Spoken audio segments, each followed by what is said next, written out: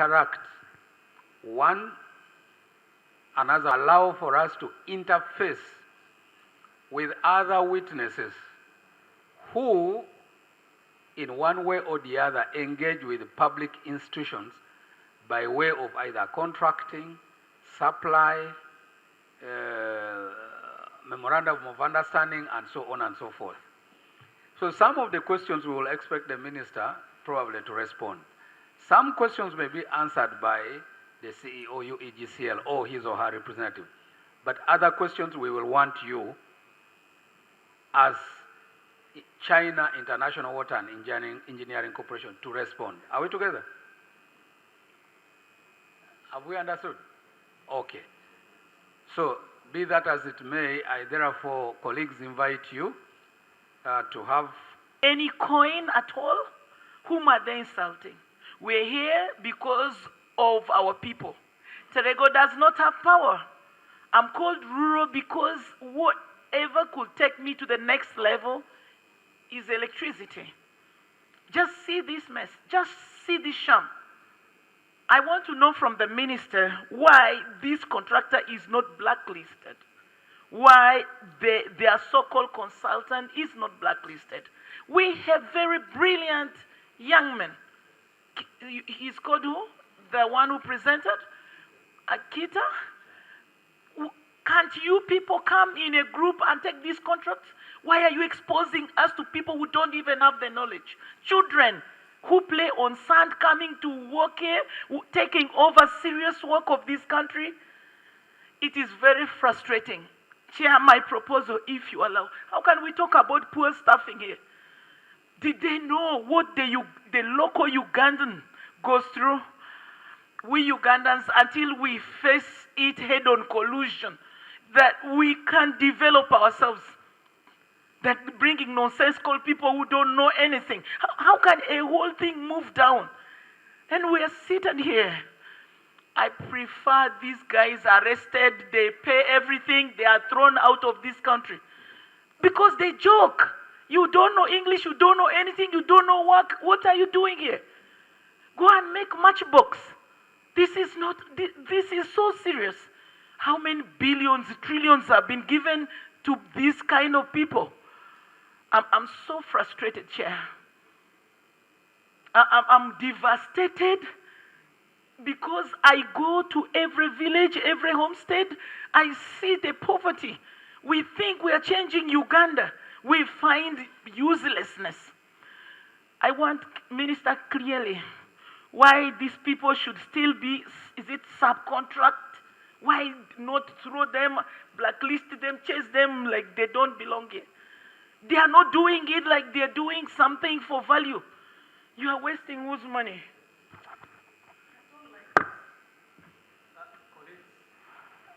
Colleagues, Mr. Minister, by the time this committee is finishing, we want very serious answers from this contractor. We want very, very candid and serious answers. Who was number two? It was David. Well, I want to thank you this year, the ministry, for bringing us here. First of all, second, I would want to introduce myself further. I worked at Owen Falls Dam. That is the Naruvale, the president called it Naruvale, then Kira. And I have basic knowledge of what is happening. However, my first point of worry is when we have the structural integrity of the spillway are being compromised. One, I don't know whether those blocks, if they go away, if the dam will not go, because you heard of the studies. Yes, they talked of the 2D surveys have not given them good results, and they talked of the 3D. But maybe I wanted to get the assurance that if those blocks, because by the way they look, it's like they've gone away, can the dam stand, or the spillway without, rather the dam without the blocks? It's like now it is maybe magic. We want that assurance. the way it is, even when we are here, we can hear that the dam has gone. Then two, insurance. I want to know the status of the insurance. Do we have any insurance? Because if the dam went, God forbid, I don't want the country to go with the story that Vijagari Spirit has what? Refused. So we really need to know there. Two, the owner's engineer, I know there were challenges with the management, but where you see problems like cabling, I've seen the intake gates. You talked about the cabling, but when you see one switch on one unit triggering all the units to shut down, I think there must have been a problem. How was the commissioning done? Didn't you have really a proper commissioning issue? That's the owner's engineer. I really don't know. On that, we have a serious issue. Then the other one is on the, talked of the spiral casing and the draft tube. You expect water to move all the time. And of course, there is erosion. I remember at Owen Falls, there was cavitation also, which you talked about. And you are supposed to have outages, periodic outages for maintenance. I don't know how many. Okay, in the design, because they did studies, are we moving as per the planned outages, or this is more? I don't want to be so unfair, but I want to know whether indeed it's a design issue, whether it's a workman's issue, because you can design and then the workmanship lets you down. So basically, I just wanted to know there whether we are moving as had been planned, or the frequency is more. Then, Chair, the defects liability period is over, and the minister indeed is asking for money. Was there any professional indemnity or no? I don't know. The owner's engineer, was there any professional indemnity? Have they been really? Because if you see what has happened, someone should really be. We may go to the contractor, but the first person should be the owner's engineer. Was there any professional indemnity? And because really this is not acceptable. Chair, the things were too many, but maybe finally, to achieve the dry conditions, they said we may need diversion. And indeed, the way it is, that's the critical issue. How long will it take to achieve that diversion, and at what cost? Because they have said the second phase, which they need, you must achieve a diversion, because there's no any other way. The water runs from up downwards. So at how much cost and how long? Because we may lose the whole dam if we don't undertake the second phase kind of requirement. Chair, thank you. That's what I had, but it is a sad story. Colleagues, I want to thank you. I want you, China Water, I want you to be preparing very, very candid responses with the timelines, okay? With very, very serious timelines, because definitely if we don't get proper thought out answers with commitments, we are going away with you today. We are going away with you. So you prepare very, very candid. Where you don't understand the English you are speaking, you ask us to repeat ourselves. Are we together? If you have not understood what these members are saying, you stop us and ask us to repeat ourselves, so that you understand each and everything we are saying. May I have Honorable Seth Wambete, please? And I'm very angry with the people who come to fleece developing countries like Uganda. Chair, the critical issues is about the spillways and the embankment. The repair to the spillways has kind of failed. They have gone back to make a study what made it fail. As if that's not enough, the embankment, which is the base of the dam, is also being eroded. So in effect, we don't have a dam. Now, what do we do? Why did you do all such shoddy work? The owner's engineer, why did you keep quiet to these levels? I think the owner's engineer should not escape. He should equally be reliable and responsible for this. About the insurance, you are saying in the meantime, initially you are saying $90, $90 million. What happens to our money? $90 million again is $570 million. What does that mean? I think the immediate thing government of Ghana should do is to make sure this China water deposit that money with an insurance. The value of the money, they must deposit it with the insurance, which is agreeable to government of Uganda. Otherwise, these guys are going to run away and leave these things here. Where will you trace them?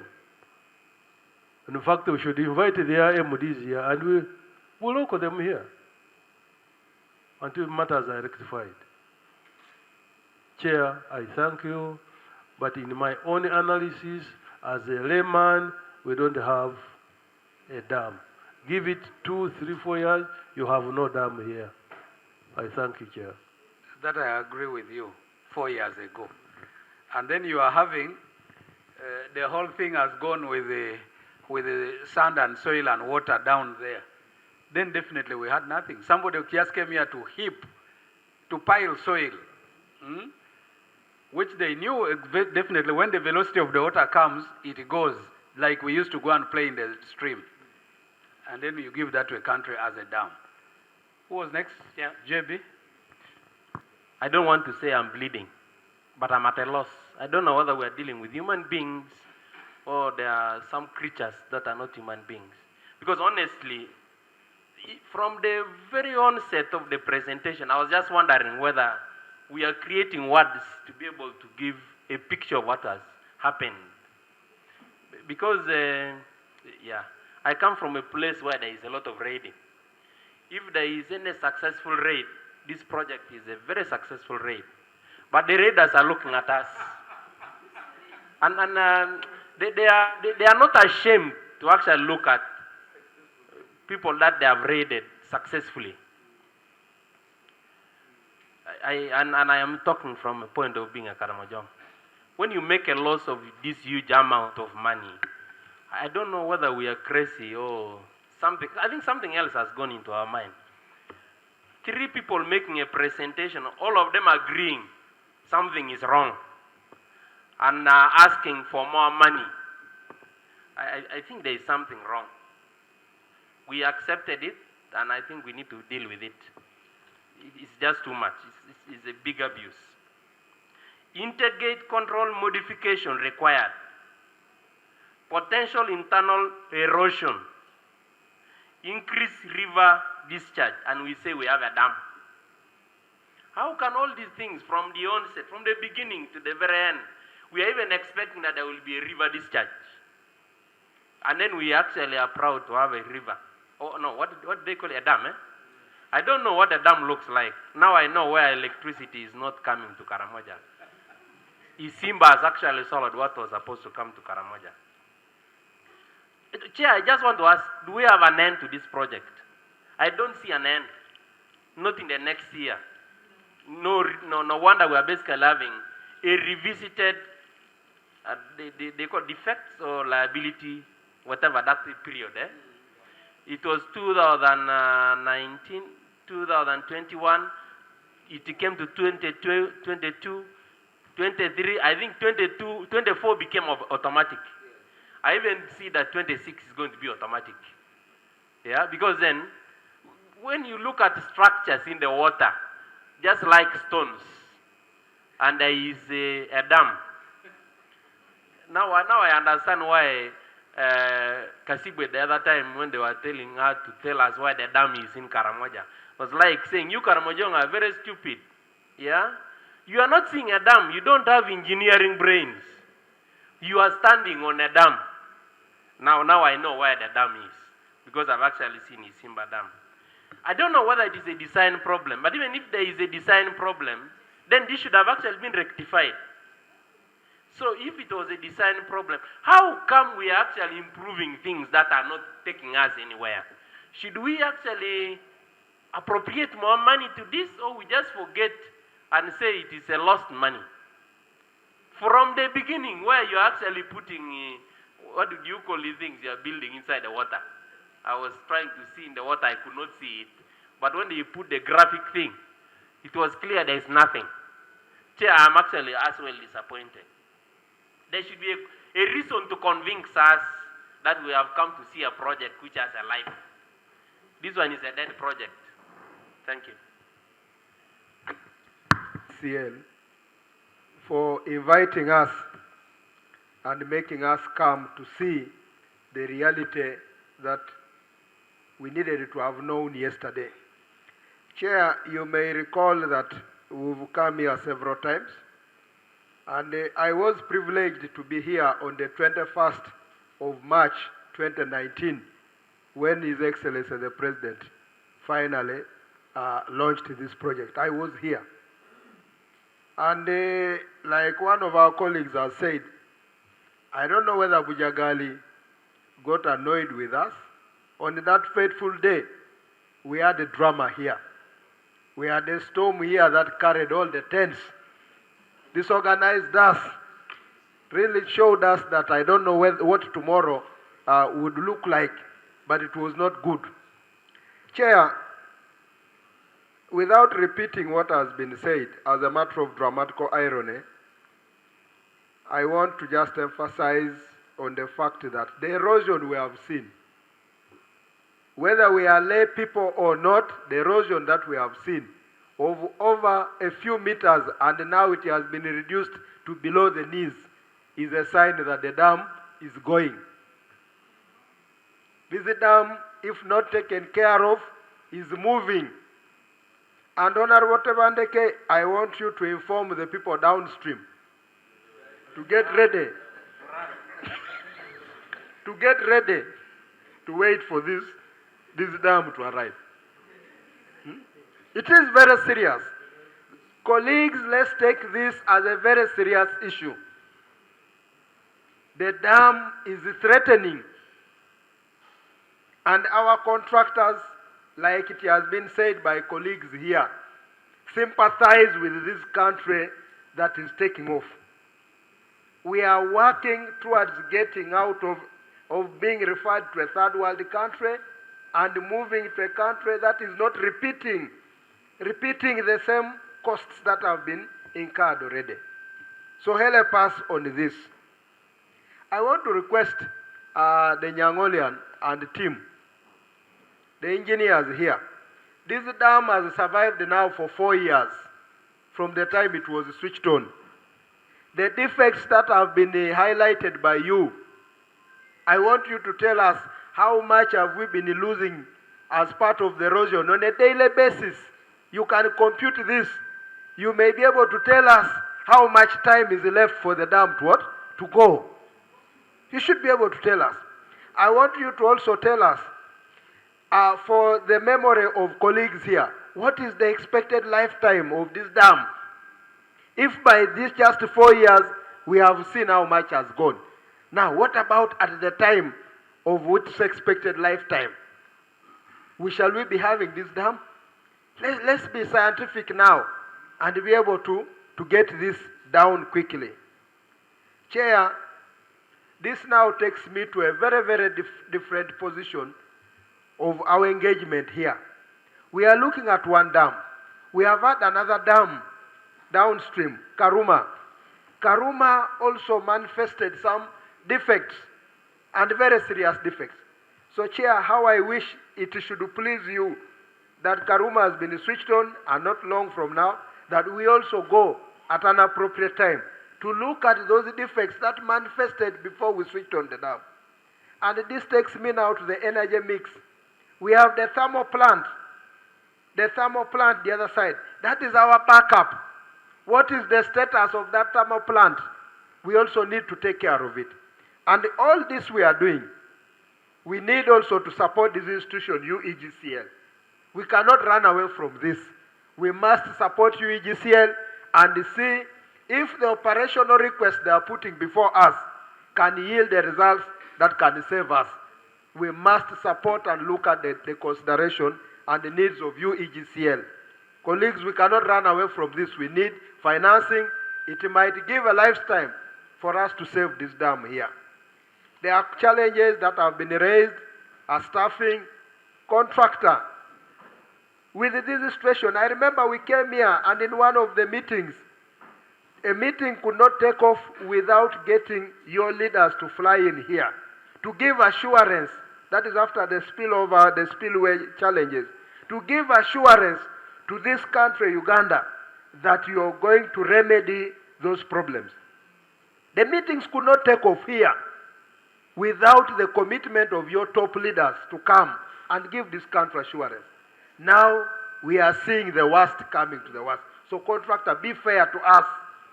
Be fair to this country. Be fair to what has been spent.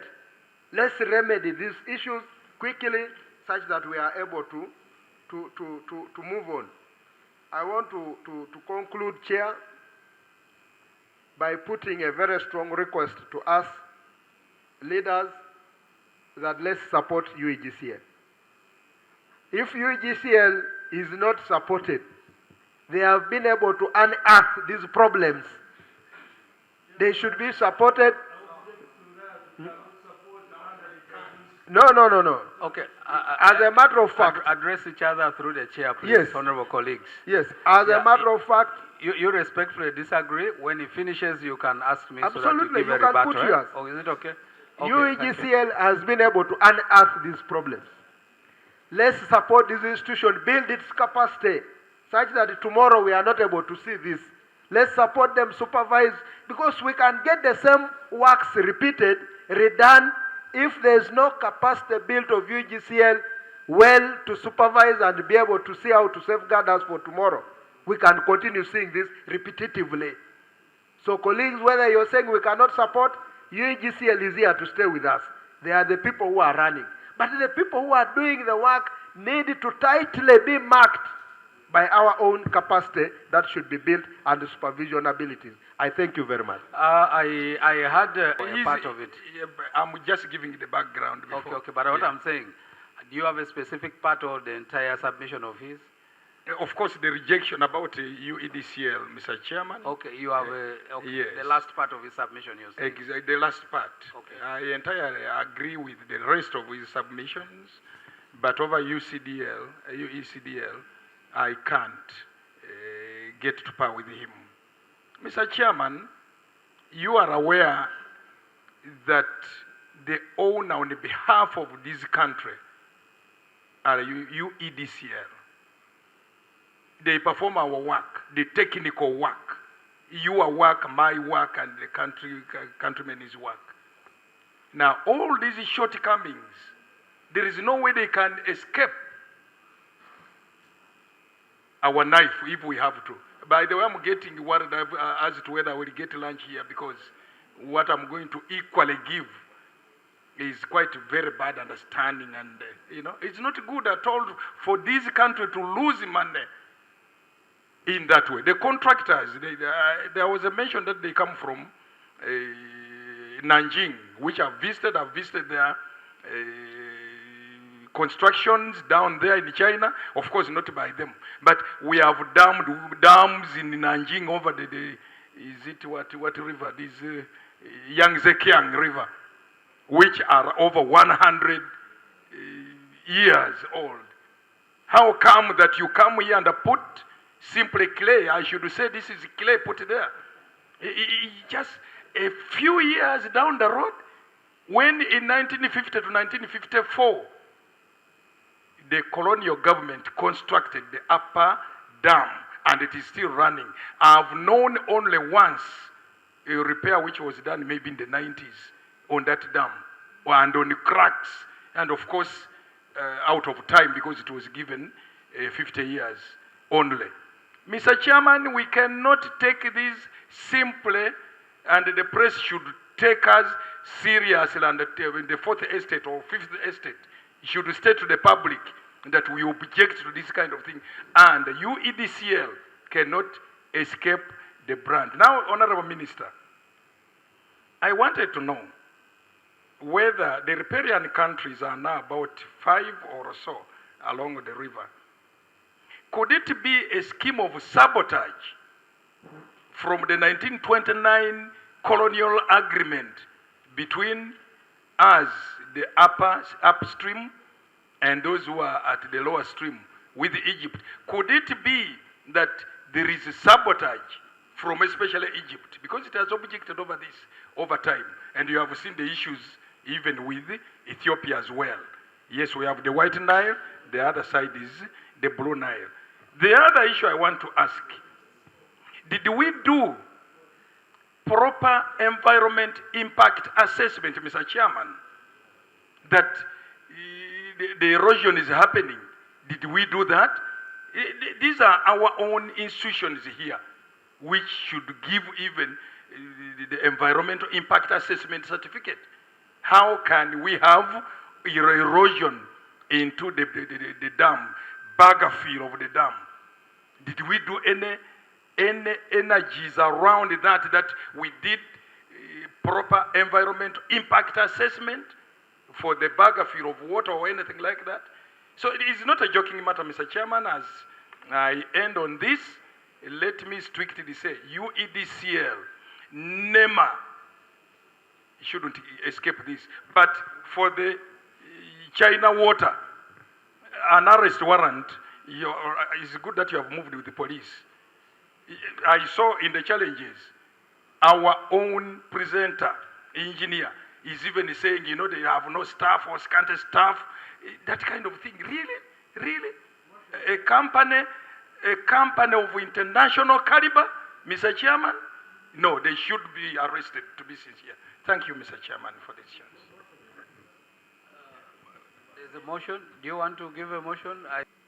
I want to move a motion, Mr. Chairman, that the contractor, that is China Water, that the contractors be taken to record a statement so that we don't take this issue lightly, and this is provided by our rules of procedure. I beg to move.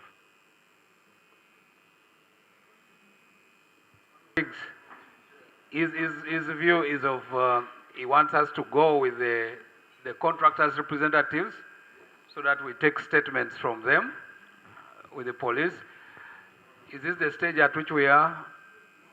Chair, with your permission, Chair, I will support his motion, but I would amend it to say that discussion and then see we how get to resolutions. And make a resolution. Okay. Honorable Javira, can we request you to hold the motion a little bit so that when we are discussing the way forward, we decide? Recording statements while we are also moving on. They can be recording. No, on what I'm okay. But in line of the rights to free hearing, we need to give the contractor also time to give in his opinion. We cannot just take him on spot that he is a victim, much as is a victim of circumstance.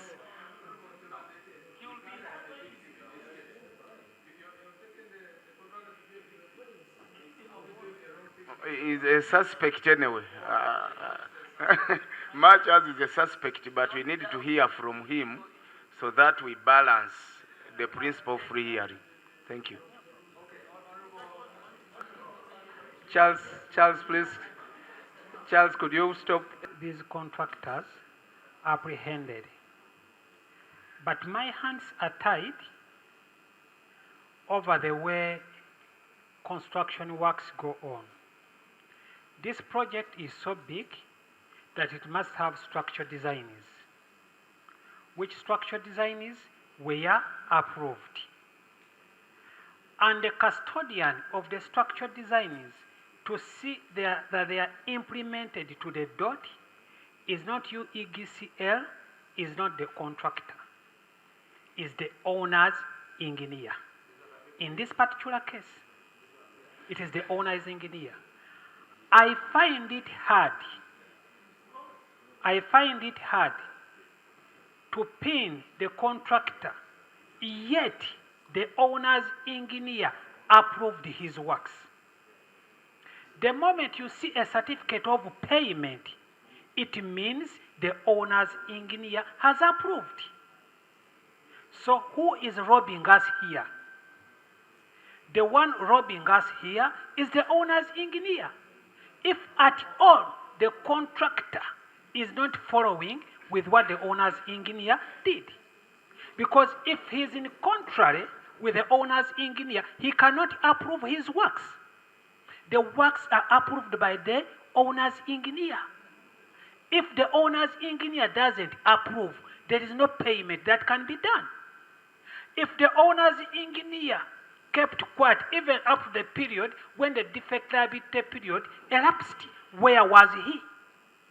Before I take him for making a statement, the first person who is supposed to guard our interests here is the owner's engineer. So he should be the first to make a statement. Then after him, then I can slightly say that the contractor, but if the contractor convinces me that he followed the instructions of the owner's engineer, my hands become tied, Chair. Okay, now, colleagues. That is as for how works move. Okay. Chair, lastly. Okay, please just finish that then we. Chair, we commissioned a project. We commissioned a project which had 801 snags. 801 snags. It had 763 defects. 763 defects. In total, we had 156 snags and defects. What exact and snags? No, 1,000. In fact, defects are the snags. So they are the snags. Chair, having a project that is having more than 1,500 snags is a complete failure. Where was my owner's engineer? And also this person who commissioned, because the honorable was here, that we came here, commissioned and what? So you commissioned a project that had 1,500 and you are proud of this country? Even the person who commissioned it, I hold him responsible, Chair. You want to hold Angura responsible? No, even because I remember I was here, but they were commissioning a project that had 1,500 snags and defects. And you come here and proudly commissioned. Where are you taking this country, Honorable Angura? Chair, you are talking. Please pay attention. Whoever commissioned, I haven't mentioned the names here. I don't know whether I'm scratching people at the wrong side. Chair, you are talking of involving a subcontractor. You're talking of involving a subcontractor. You mean the main contractor has failed? Did you do a due diligence? The main contractor is failing to construct spillways to the extent that now you are resorting to subcontractors. Then that means from the word go, my contractor was incompetent. And then you are bringing in a subcontractor when the defect liability period is over. Now under which arrangement? It's a shame. that you are now abandoning the main contractor. You verified, due diligence, everything done, and now you were saying is incompetent, and you are bringing in a subcontractor. Chair, did we do a due diligence to these people? So, who is wrong? Defects liability is over. Now, which aren't, that means it's a different contract now. And Chair, we are seated here, members of parliament, and the presentation is the spillways are now under the knees. And we are listening to this. Yet we know the backbone of a dam are the spillways. And that is why Javira is asking you. And by the way, Chair, we need to go away with the people. That's what Javira is saying, that we need to go away with the people. But you continue. The person to go away with the first is the owner's engineer, because he was supposed to see that. Chair, by the way, one, the fundamental characteristic of a spillway is the ability to resist, to withstand extreme water pressures. That was supposed to be detected by my owner's engineer. Then I come to EGCL. My lovely EGCL. You are operating this. You are seeing these things happening, and the only thing you can do is lamenting. Which steps did you take? That's why I'm also holding you responsible. And you know the significance of these spillways. I'm also taking you accountable. Lastly, Chair, unless all of us, we stop working as parties that there are people who want so much and what have you, and we speak as Ugandans. We don't speak as NRM, DP, UPC, FDC, NUP, and whatever. Let us speak as Ugandans. That time has come whereby we should hold people responsible, whether we love them or not. People who came here to commission this project should be held accountable. Even those who accompanied, even the one who headed the commissioning should be held accountable. You should look on their eyes and say what you did was wrong. You did commission a project after not doing a very good due diligence. Thank you very much, Chair. Liable because they are the ones running the motion. What have they done? I am sure they can answer for themselves, but I am aware that they have on several occasions escalated this issue. I saw in the presentation that certain meetings have happened even up the level of State House. So I believe they are trying in as much as possible. For me, what makes me extremely disturbed is that when this dam was being constructed, around about 2017, there was an issue of cracks. There was an issue of cracks on the dam and so on. At that time, a committee and a delegation, because there was a standoff between our government and the contractor, and then there was a protracted way for China Water International Engineering company, corporation, attempting to satisfy us that they are able to continue with the works. And they took us even up to Three Gorges hydropower dam. You remember Three Gorges?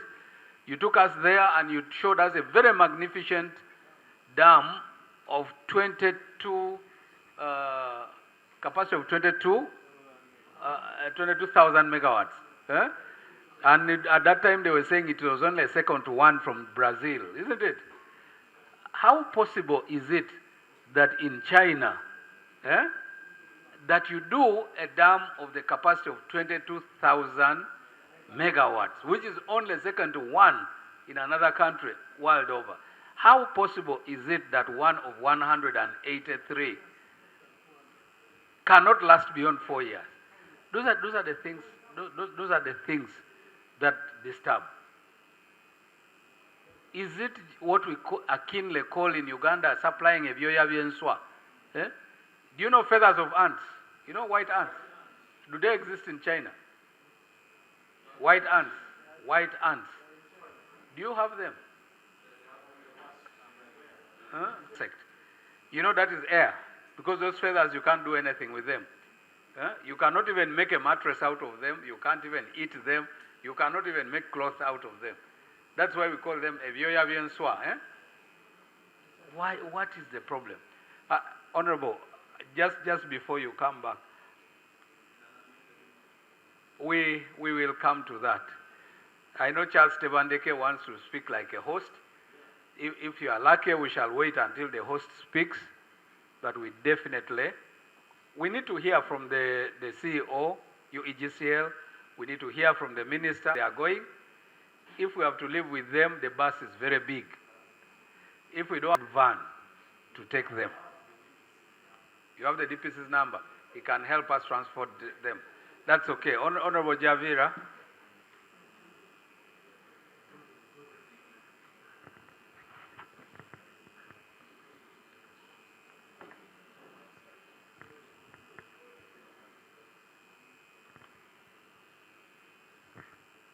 Chair, not pushing these contractors dollars. That is equivalent to about 2 trillion Uganda shillings. About 70% of our national budget. And we are paying, it's a loan with interest. We are paying about 280 million Uganda shillings, billion Uganda shillings per year. So when we are talking about this issue, we have to passionately think about what we are, the problem we are putting to this economy over the years. That's the pain I am speaking with, and that's why I want us to move the motion immediately. If it needs amendment, let us amend it, and the owners, we call them owners, yes, be added on those to record a statement immediately. Thank you, Mr. Chairman. I wonder why it is coming at this time. And I'm actually seeing that the paperwork is destroying this country a lot. Because now when contractors apply, I don't know, Mr. Chairman, the criteria that government is going to use to critically analyze all the contractors who apply for work. Because many times we are discovering that we get convinced, the technical persons get convinced by the paperwork, and yet the contractors themselves don't have the capacity. And in this case, Chair, they have actually declared, that's why they are saying we get, that they get a subcontractor to do this work. Mr. Chairman, I also want to believe that this engagement could have been called because we are now moving into having a budget for 2025-2026. And I'm also seeing that as a committee, we are normally not engaged at the right time to monitor these projects. And now we come in the end when there is already a total loss to the country. I want to make a proposal, Chair, that the leadership of the ministry needs to continuously engage this committee at the right time so that we avoid handling these matters when we have actually lost a lot. Now, when we look at the continuous concrete deterioration, that one disturbs me more. Continuous concrete deterioration. Who is responsible? So, Chair, I finally want to support the motion that the contractor be helped to reach the right office and he makes a statement. Thank you, Chair.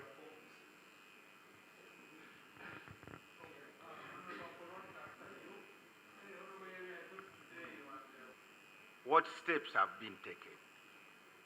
You wait only for members of parliament to come and we will start lamenting. Because so many things have happened. Which steps has the ministry really taken? Because the ministry, it supervises this thing on I think even on daily basis and so on. So what steps? Because you cannot really now, we cannot continue. You are now recommending for supplementary instead. There were 2 supplementaries. They didn't even consider this thing. You are just considering how to put more money. and you don't even recommend. We would also, the person who submitted should also recommend that what should happen to these ones who have done the work, this type of show the work. What should we do with them, really? Because as we talk now, is it the time period for the contractor? Insurance maybe is not working, the contractor, maybe some money would be detained without payment, that is go.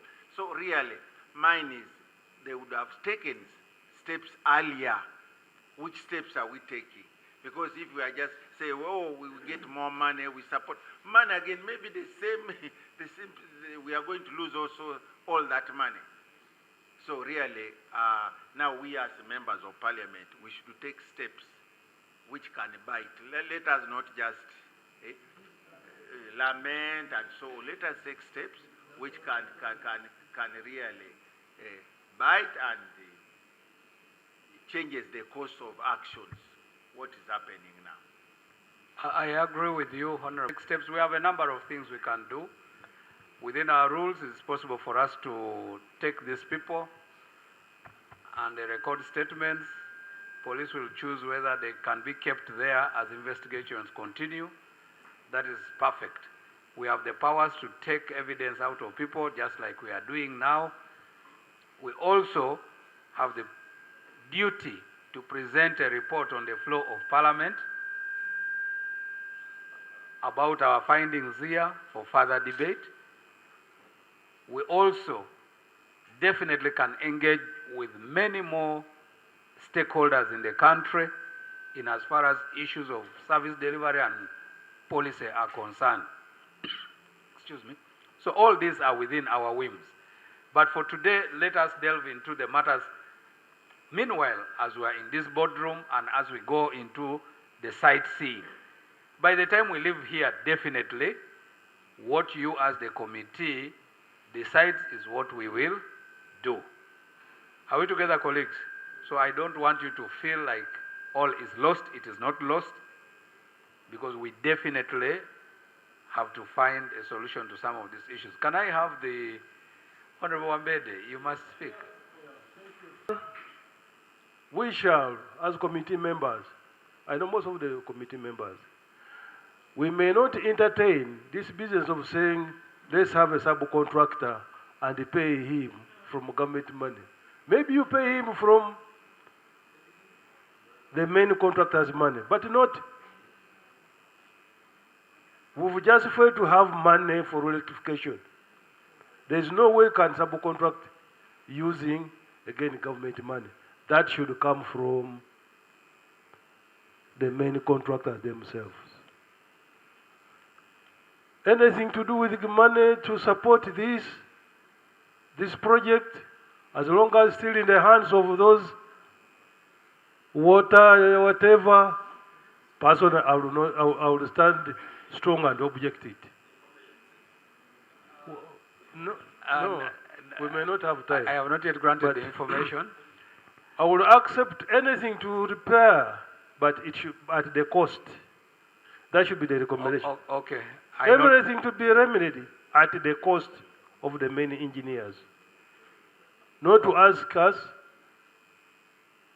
to pass a supplementary to support the work here. Chairman, that's why I wanted to come. Okay, I thank you. That is noted. Honorable Charles Tevandeke, please. Is brain dead. And we are trying to inject a lot of treatment to the body that is already dead. Chair, from the recommendations, I want to fully concur with the submissions of Honorable Kayondo. And to my geography, I know where the report says the dam has got a lot of some erosion. Erosion, it takes place at the riverbed, and where there is erosion, there is siltation. Then we shall register deposition and decomposition, which means it affects the flow of water, and of which electricity generation is determined by the gravity of the flow of water. So I would like to get a clear statement from the technical engineers, whether given all such circumstances our target to generate power at ISIMBA Dam here can still be achieved. Honorable Chair, still more, the report has shown us a lot of challenges. And to me, the word challenge is appetizing. I want to call them problems. But it has not accounted for the causation of such problems. Should we say negligence of the contractor? Is it negligence of the ministry? Is it negligence of the owner's engineer? My brother, Honorable Minister, this issue at hand is going to affect you because you are already a minister in appointment, in charge of the entire ministry, acting on behalf of government, which government is acting on behalf of Ugandans. So much as we are looking at the owner's engineer who was working under your ministry, then whom to account for this?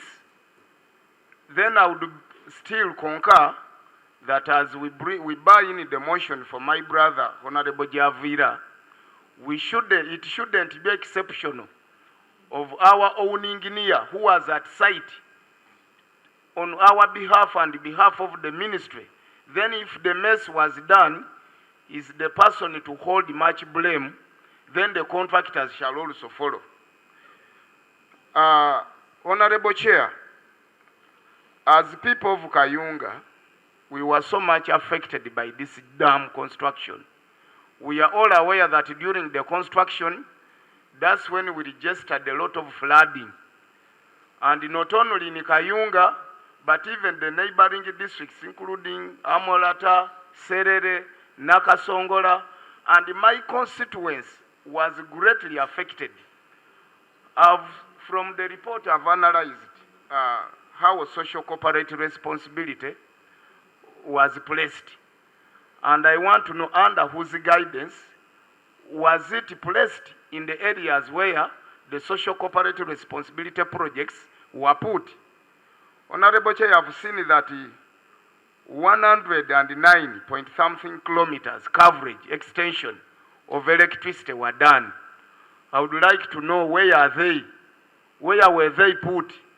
Our people from Bale are suffering without electricity. We have not registered any extension unit from this dam.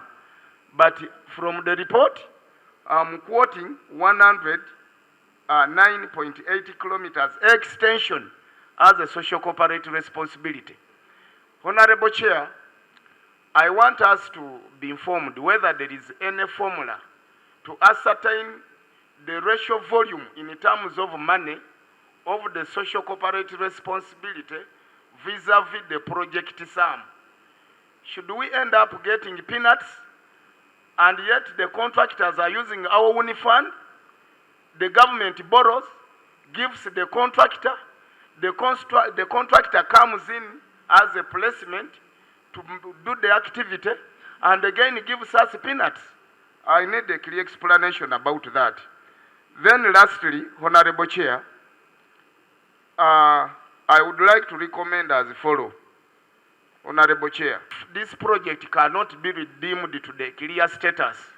Instead of wasting money investing in a dam for electricity generation, let the government take it on as a hotel, because there we shall incur less costs for transforming it into a hotel than disguising ourselves that it is a dam to generate electricity. Honorable Chair, I would like an independent private engineer body to come and examine the level of the work done so that we can base from such a report to ascertain whether this project can be redeemed or not. Lastly, Honorable Chair, my point is I would like to interest this committee to revise the contract obligation of this project. Should we assume that some of the obligations were not done as expected? That's why we are registering a mess and a fault in the due course, very shortest due course, as we are seeing. what was embedded in the contract obligation. What were the engineers exactly supposed to do? And was it done? If it was not done, why? And how should it be done, if at all a chance be? Thank you, Honorable Chair. To give a few comments and then share the feelings of the committee. However, I would wish to inform the committee, not all is lost. To start with, the dam, since commissioning, has been generating a lot of benefits to the country. One, to date, the dam has actually generated revenue equivalent to $200 million. Number two, the dam has been contributing to the stability of power of this country. Number three,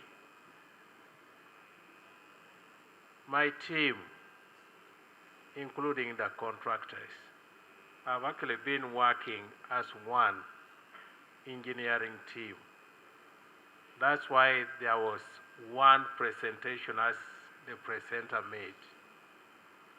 So the team has been working together to resolve challenges in the dam. In the presentation, they actually said the defects and the snags have been repaired up to a tune of 97%. So there is only 3% of the snags which need to be completed. And also they have identified the critical elements. What they are telling me is not all is lost if we can address the two key challenges. One, as you rightly said, is the spillway. And that's why in their presentation, they actually developed the way forward. And on the spillway, I would wish to request them to talk to it if that disaster can be averted using their knowledge of engineering. So I'm going to request them to talk to the spillway. Is there a way of salvaging the disaster? And for the question which was put across, could it be a sabotage? I don't think it is a sabotage. It is not a sabotage by downstream. Yes, they are not actually our colleagues, Sudanese and the Egyptians, who have caused this. They will talk to the causes of this. And the second part which you have identified is embankment dam. Those are the two critical elements that the engineering team have identified as critical to the safety of the dam. And I would request that we give them an opportunity to actually tell us what is it they are proposing. Is it something that can salvage the safety of the dam?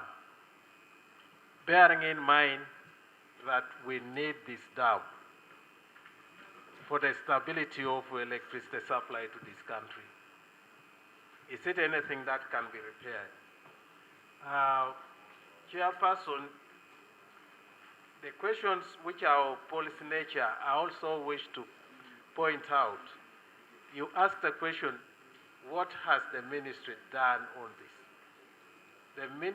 The ministry has actually escalated the discussions to the two state parties in this.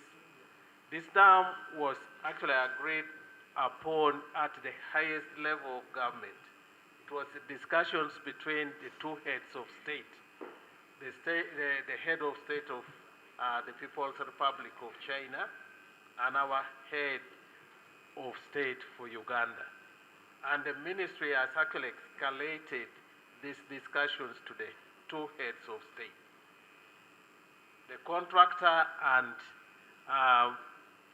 our team, engineering team, actually we had a meeting with the head of state, with the representative of the Chinese People's Republic here in Uganda to that discussion. So when we are trying to get a way forward, we should actually be knowing that at that level, the discussions have gone on. We have got to actually step back and look at the politics. What does this actually, what's the political implications of our discussions? Because we have escalated it to that level. I would request, in my opinion, this is my personal opinion, that we listen to the responses to the engineers. I take engineers as a team, whether they're owners, engineer, it is a contractor, or our own engineers. They work on the same principles. And I've always insisted, I want a team of engineering. And you should talk about engineering principles, whether it is your dam, a contractor, or owner's engineer. Let's use engineering principles to inform what we can do.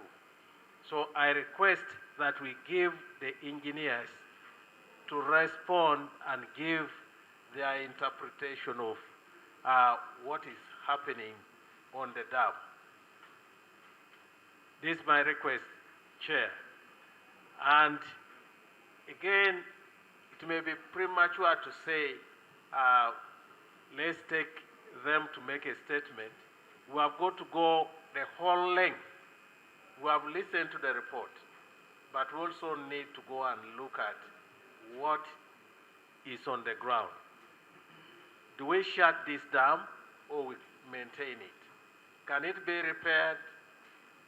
Yes or no? If it can, how best can we do it? The proposals were made by the engineers. This is my request to you, Chair, and the committee. Before we allow the engineers to come,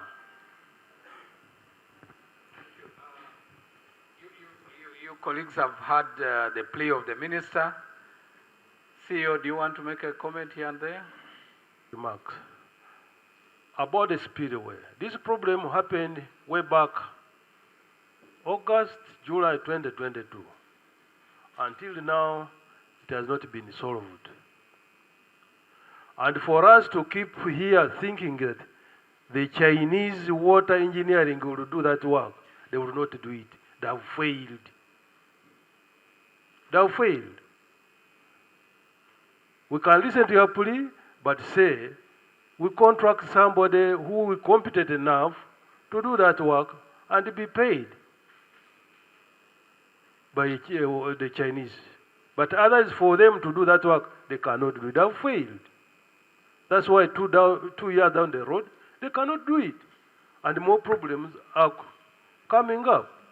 So, to me, the Chinese, the main contractors, they cannot do that work.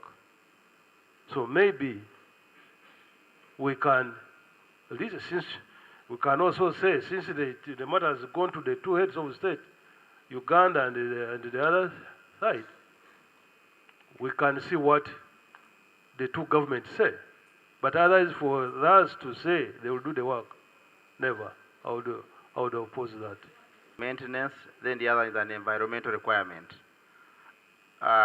They talked of the 1 in 1,000 occurrence, that probability. When did they discover that? The feasibility, didn't it get this such that they have enough? Then secondly, they have talked of having the third. Why not to have two? Because now we've already seen the failures with this. Why not to have two more, so that you know you are safe in case you have the other ones shut down, you can have these ones working. That's where I wanted the clarification, Chair. Thank you. Meeting with the two heads of state means our coming here then is not of any use. Mr. Chairman, expose the reinforcement from concrete damages in the spillway. If the minister only read that. I don't know whether what I'm going to see there is quite different from this. And simple things. We say when you go to do engineering and you have done it haphazard, then what you can only do is maybe tying the cables properly. You can only do cable work. But these guys cannot even do cable work. All the cable work is exposed. The simplest, me, who is a lawyer, can do, they don't know. And then here we are proposing they should be somebody be given subcontract, they continue somewhere. Do we value the population of Uganda? Do we want to go to the next level, or we want to continue in third world? We say we should stop charcoal and so forth to conserve our environment. Just see the so-called power which we are supposed to use for cooking. Really, are we moving anywhere? The most annoying thing,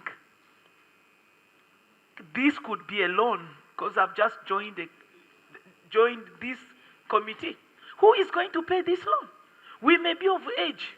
We may think, after all, I have already got my share that can go to my great-great-grandchildren. How about the taxpayer?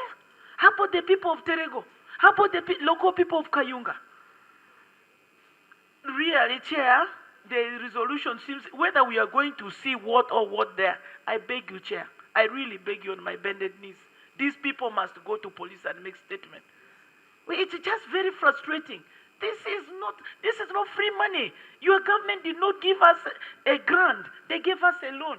We are going to pay. You have come, you have stolen it, you have messed up with the work, you have just left us naked. Why? What wrong did we do to you?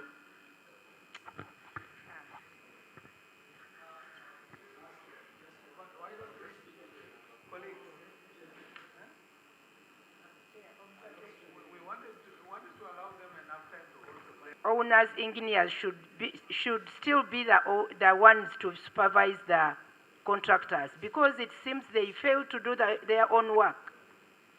Chair, looking at the capacity of work which was given to them, I would suggest that these people should not still be on that same contract which were given, the owners, engineers, because they failed from the beginning. That's why we have all these losses in whatever happened. Thank you, Chair. We thank you for coming here to address the ISIMBA challenges. Now, I want to make some clarifications so that we don't end up blaming people who are not supposed to be blamed. Now, the type of contract we have in ISIMBA is called an EPC contract.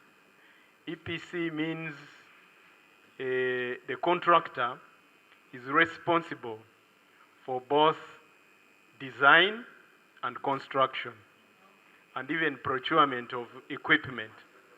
So it's like, in sometimes they call it a turnkey project, because the government didn't have enough experience. They said, we've got this international contractor, can we allow him to design and build a dam for us that is fit for purpose? Now, yes, we have an owner's engineer who is supposed to review and approve the designs, and the owner's engineer didn't do his work properly. If you recall, the owner's engineer we had was a small consultancy firm from India. So when their contract ended in 2018, it was supposed to be renewed, but because of their poor performance, the government decided not to renew the contract of the owner's engineer. And by that time, in 2018, all these works had been approved. So we got a new owner's engineer, you see over there, from France. So they are the ones who have helped us to make sure that the contractor fixes most of these problems and also to identify most of the challenge of the defects that you are seeing. So the old engineer who was responsible, government actually took action and they never renewed his contract. Now, insurance. Most of you have raised questions of insurance. We have raised these issues, and that insurance of $90 million they have provided is not in accordance with the contract. So we have rejected that insurance. That's why now we are not allowing them into the plant to correct any further defects until they provide insurance that is in accordance with the contract. Now the insurance that is in accordance with the contract is equivalent to the $567 million. So the insurance they've provided, it has not been accepted. What was the role of UEGCL? The role of UEGCL on this project has been what we call contract administration, to make sure that we supervise the project on behalf of government and make sure that the contractor delivers a project that is in line with the employer's requirements. Now, this project has not been completed. We have never issued a certificate of completion. What we had was what we call substantial completion. But it doesn't mean that the project is complete. After substantial completion, you go into the defects liability period, which was the 4 years. All these spillway failures happened within those 4 years. Our frustration is that we have raised all these defects to the contractor, but it's taking too long to fix them. And the honorable members, you are right by saying, does this project have an end? When shall it end? Because ideally, after defects liability period, all these defects should have been fixed, and then we should have issued them a certificate of completion. So our concern is really why you are here today. What can we do to make sure that we close this project and close it properly? And I think that's the support we are seeking from the members of parliament. Subcontracting, why do we need a subcontractor? We also believe that the contractor has no capacity to complete this project because he had the 40 months, he had the defects liability period, but he has failed to complete the project. So we are saying terminating his contract and getting another contractor is going to take government maybe another 2-3 years. That's why we are recommending, can they get a subcontractor to work under them at their cost? To work under them at their cost, and then they complete the project.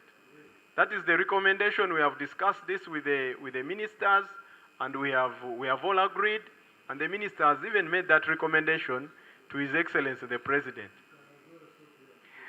Then if they fail to do the works, we still have a performance security. There is a performance security. There are retention. We have retention money guarantee. We have not paid them all the money. So if they don't complete, we can always hire somebody else to come and complete the project. So that's why we are saying, to save time, because the spillway is a safety issue. Somebody has mentioned safety. We don't have time to wait for another 1 year or 2 years, terminating their contract and going into procurement process. We really need works to start on this spillway tomorrow, because we don't know when this 1 in 1,000 flood is going to happen. It could be tomorrow. So the support we are really looking for from the honorable members of parliament is how can we make this contractor get this subcontractor quickly, and they start works on the spillway. Now, you have seen all those photographs we have shared with you. We got them using divers. That's why they are not very clear. So as we speak now, we don't know exactly the problem under there. This dam could even fail tomorrow. So, what we are saying, can they divert the river so that even when members of parliament were here, we all walk down at the spillway and be able to see what is there physically. But for some reason, the contractor is resisting that method of repairs, and I think that's where we really need your support.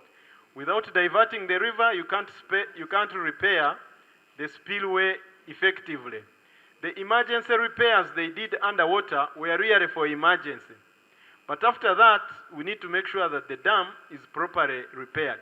So the dam can be saved, but we need to act quickly. Because we don't want another Chitezi here. This dam can be saved. And like the minister said, if we work on that spillway, I mean, this dam is generating electricity. You're going to go and see all the 4 units are working. Every day we are putting over 160 megawatts on the grid. And like the minister said, we have generated over $200 million. We are servicing the loan. So there is no problem with the plant if we can fix that spillway.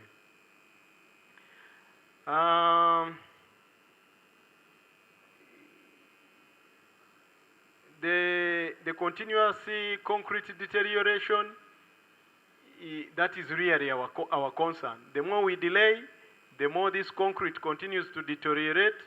And when we get backward erosion, it will affect the foundation of the dam, and then the dam will fail. If this dam fails, I saw people going to jail because of Chitezi. 34 people died. But if this dam fails, you're going to lose maybe over 2,000 people downstream. So that's why we really need to act very, very fast on that. Now, the embankment dam, you'll be able to see it when we go there. The spillway, you can go down and see concrete has been eroded.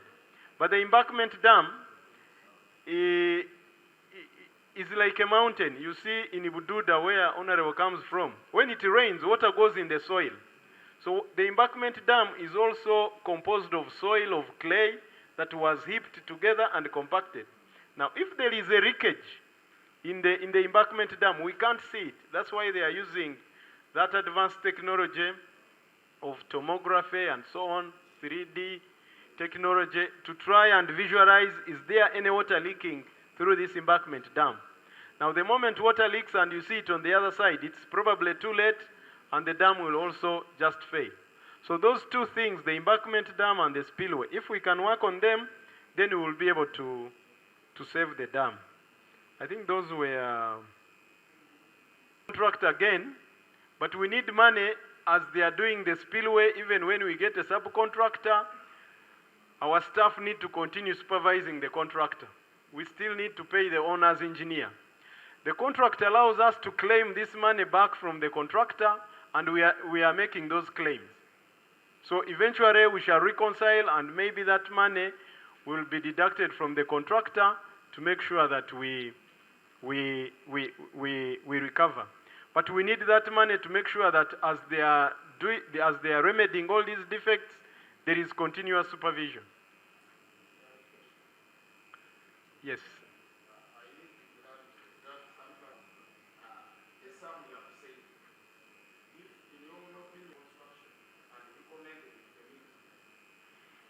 Money in case they fail.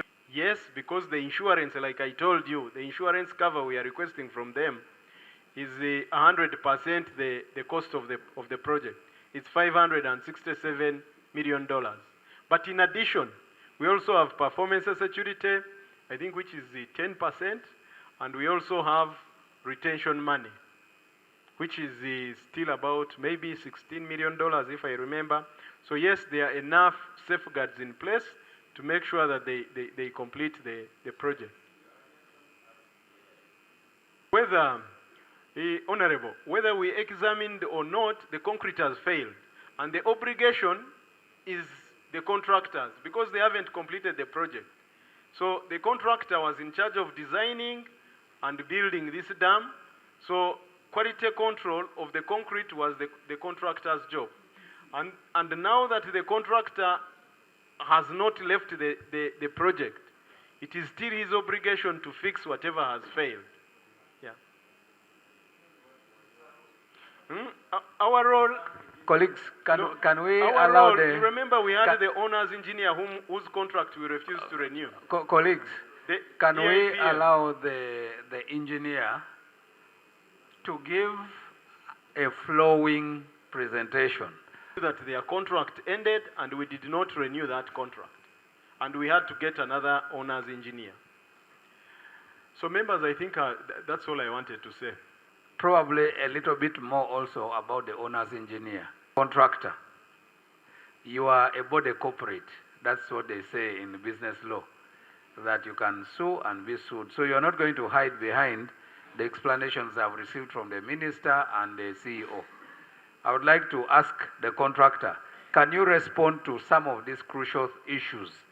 For instance, when you are going to provide us with an insurance risk, you know that the value of our contract is 567.7 million US dollars. Why do you take out a policy of that is worth 90?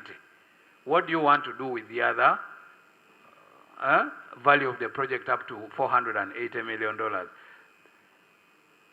How possible is it that you are doing works which involve waterproof cementing, cement itself, various other things, including steel and so on. And then within 4 years, you have been washed away by water. Have you ever visited what we call Naluvia Ale, or they call Kira, or what we used to call Owen, that famous guy of Queen Elizabeth? What is it that you did that you cannot even last 5 years and the thing is going?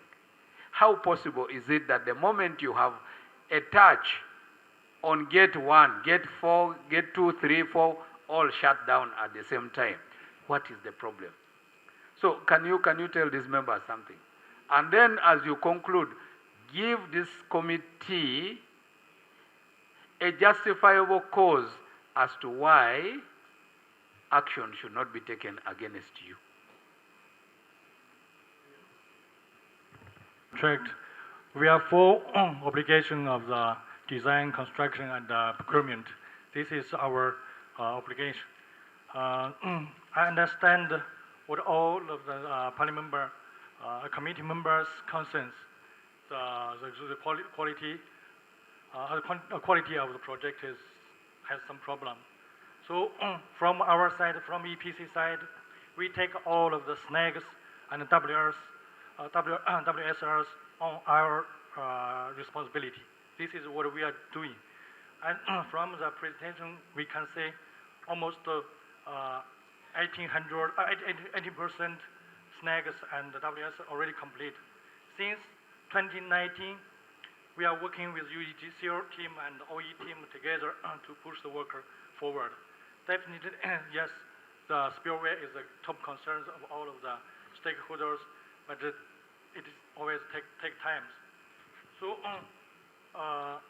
for all of the snags and WSRs, CWE, we will take our responsibility and we will treat all of the defects by our own cost. We never ask the additional cost from MMD and the UEGCR.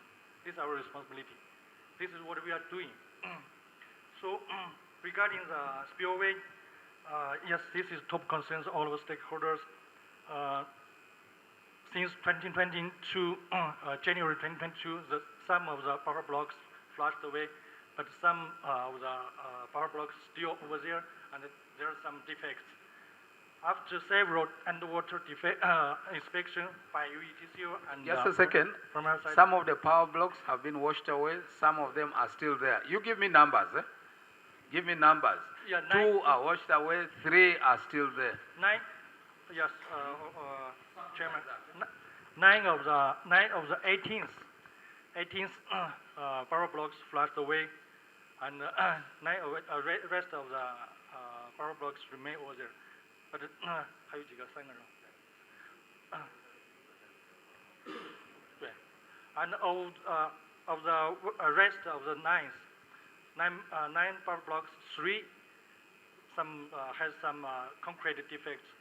The other 6 is totally, yes, totally not defect. We have 18.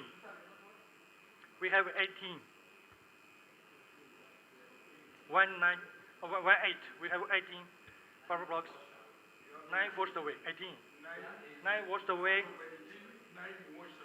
9 washed away. 3 has some defects, and 6. Okay. Yes. 6 step.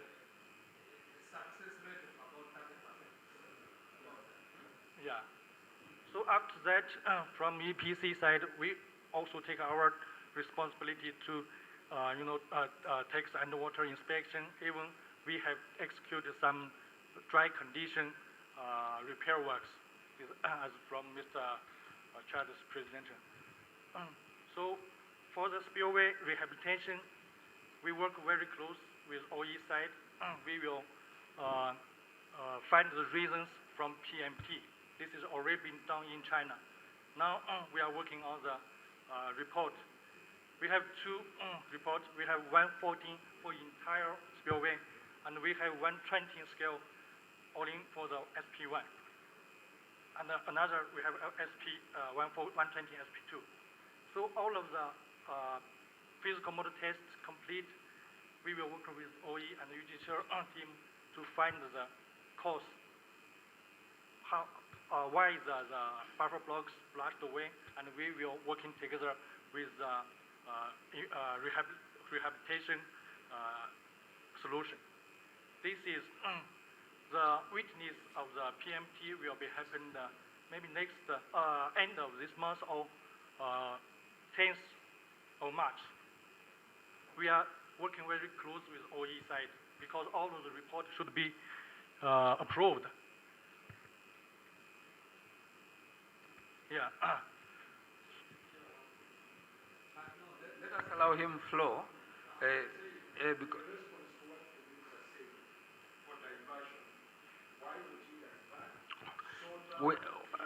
We are coming to that. I would like him to say those. We just want him to continue, but definitely there are those questions. Please go ahead. Yes, regarding the water diversion, actually we discussed with UGCR and MD several times.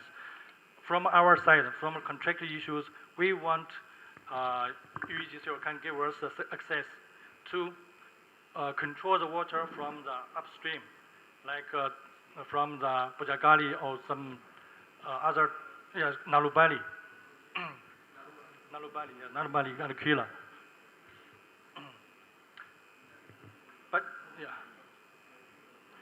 But under such extremely conditions, we understand from UGCR. Honorable Javira, I need you, because your motion relates to his answer, you must follow whether he's convincing you or he is not.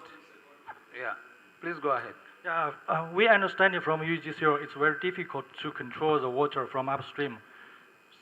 Under such conditions, we always have 2,200 cubic meters every second. So this is, we commit 28th August 2024, we will consider the alternative water diversion solution. Now we are working on this. Yeah, August 2024. Yeah, last year, yes. Last year, all of the stakeholders attended that meeting. We are working on this, but all of the issues should be based on the PMT.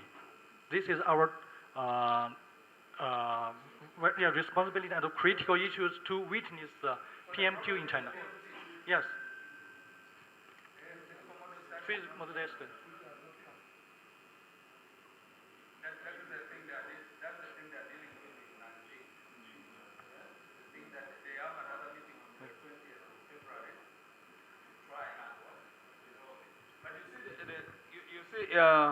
Yes, Mr. Shen, my challenge is, as we go through these bureaucracy things in Nanjing, in Beijing, in Yichang, whatever, you're having those meetings,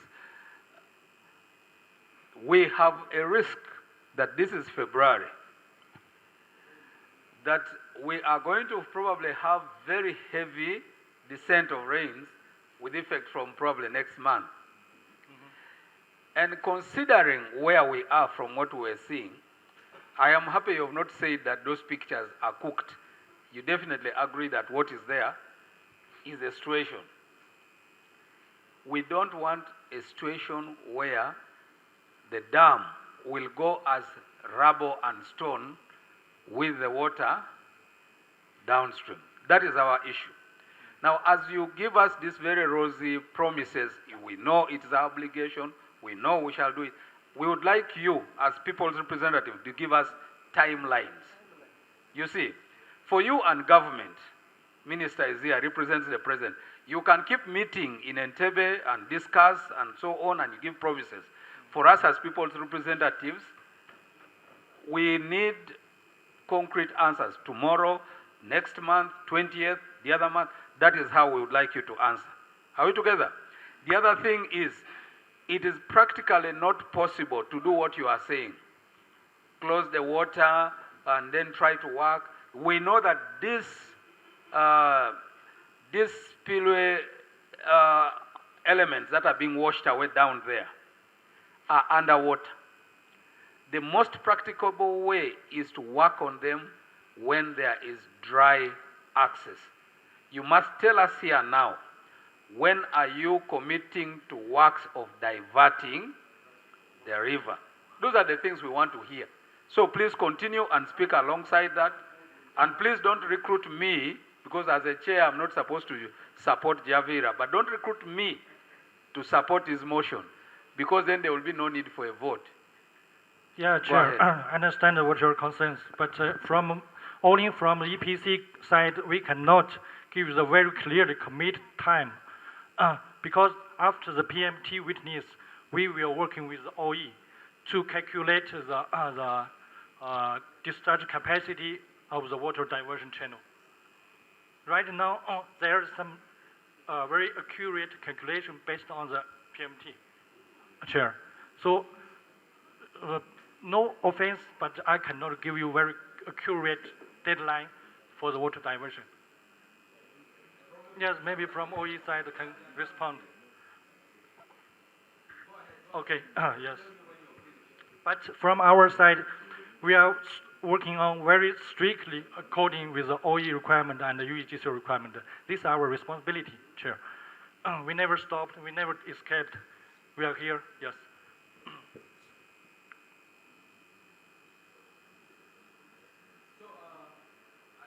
Discharge capacity, and we will find the final conclusion how to rehabilitate the existing spillway. This is a roadmap we agreed between EPC and OE.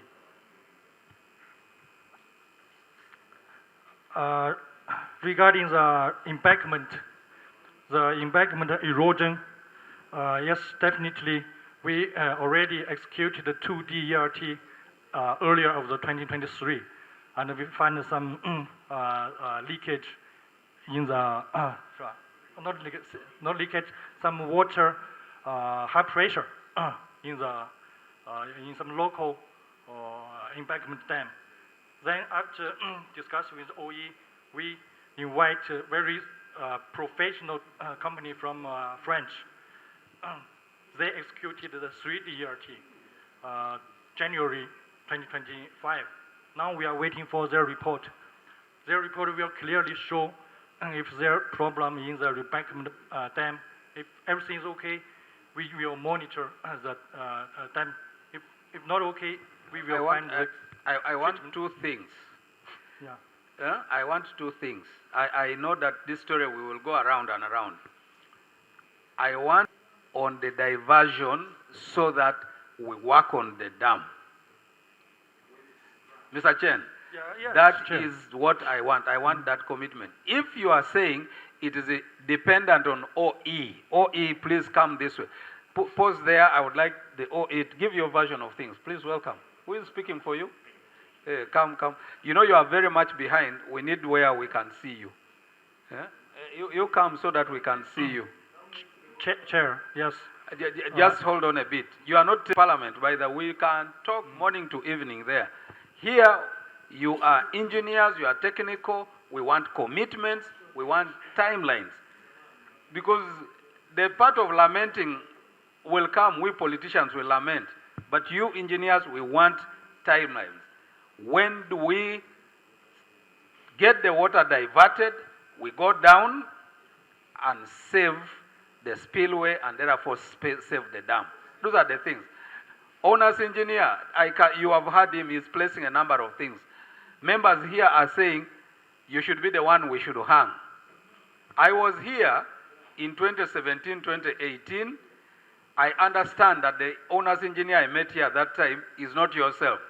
But nonetheless, when you inherit a woman, you inherit her, plus the children's, plus the habits of drinking, plus everything.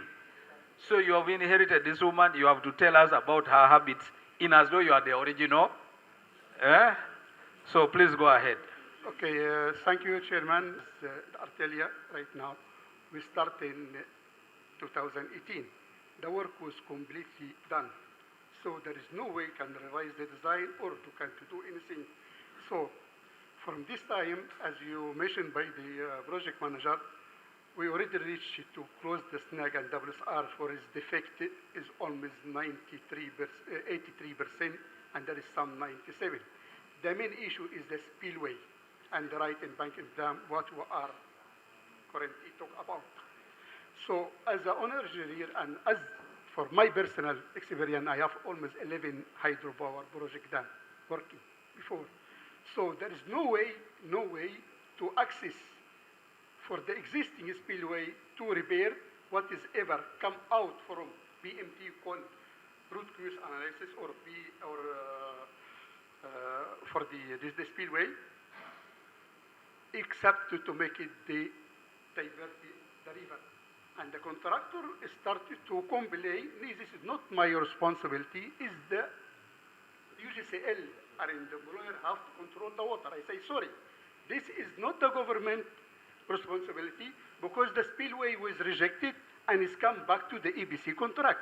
And you are EBC, the contractor, for the design for everything from the A to Z, so to complete. So the spillway is come back to the contractor issue. So contractor show responsibility and have to fulfill the obligation. Since 2022, we have the meeting with the excellent president, who call addendum 6 sign, and them is agree to fix the spillway defect below the right embankment dam. So since this time, we already agreed to make it the 3 phase of the repair of the spillway. The first phase called emergency spillway. The first one is allow us to make it the dry condition for the second phase, to see what is defect, what is happen, and how the technical solution to repair this one and to avoid this can be happen for the future, because it's not possible for I pay for more than $500 million of the project, and after 3-4 years and get this defect. This is not normal. And so we try to work with the contractor up and down like this with UGCL. So there is no way, and we are wasting the time. When we talk about the dam is not like the other structure. Dam is a heavy risk.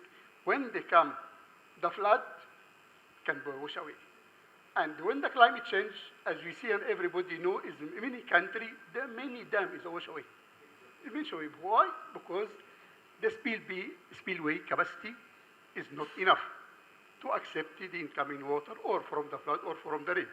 So, and we ask the contractor so to fill the obligation, to respect the contractor, and to follow according to standard and the requirement, and to continue. Because let me say, I don't like to say, I say the right word, we don't have time to play. We don't have time to play. Please, sorry. You have to feel your obligation and to do the correct word as you are international community. So you are not a small one. So we are pay as, let me talk, because we are president of the UGCL and the minister, we are pay your own money. Give us our right, okay? This is the first. So when we ask it to divert the river to allow to reduce the pressure from the existing spillway to be safe, okay, because right now we are regenerated, and to make it to continue generate, and to give us, the contractor, access to the existing spillway and to see what is come from the root cause analysis or PMT, what is going currently now, and to see what is the technical solution to repair. So, and the contractor say, he was asking, you need to make it the emergency repair. I say, sorry, the emergency repair is done already. There is no more emergency repair. We need to come direct to the permanent solution. We already passed more than 2 years, and what is done? Just emergency repair and some install for the right and maximum dam, the piezometer. This is what is done. And this is not up to the expected from the contractor.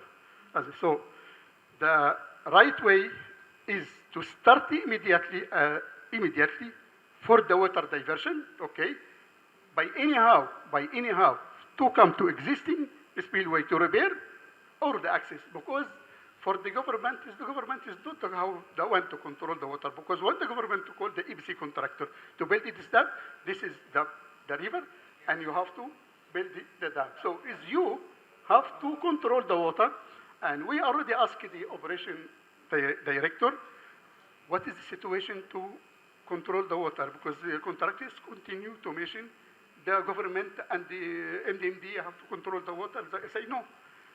The limit for the control the water is just 4 hours or 8 hours maximum. To repair the spillway, you need a long time. And the longer time, you need to make it divert the water, because the government cannot control the rain, have to spill the water coming from the Nile River. So this is only our position for the way since we start. So we raised this one, the chairman, a mini letter to the UGCL, to the minister, regarding the capacity of the contractor. Sorry, with my respect, the staff here is not up to the level to complete this work. The capacity of the contractor is not up to level to complete this work. This is our position, and we already sent the mini letter regarding this one. Thank you. Okay, now, in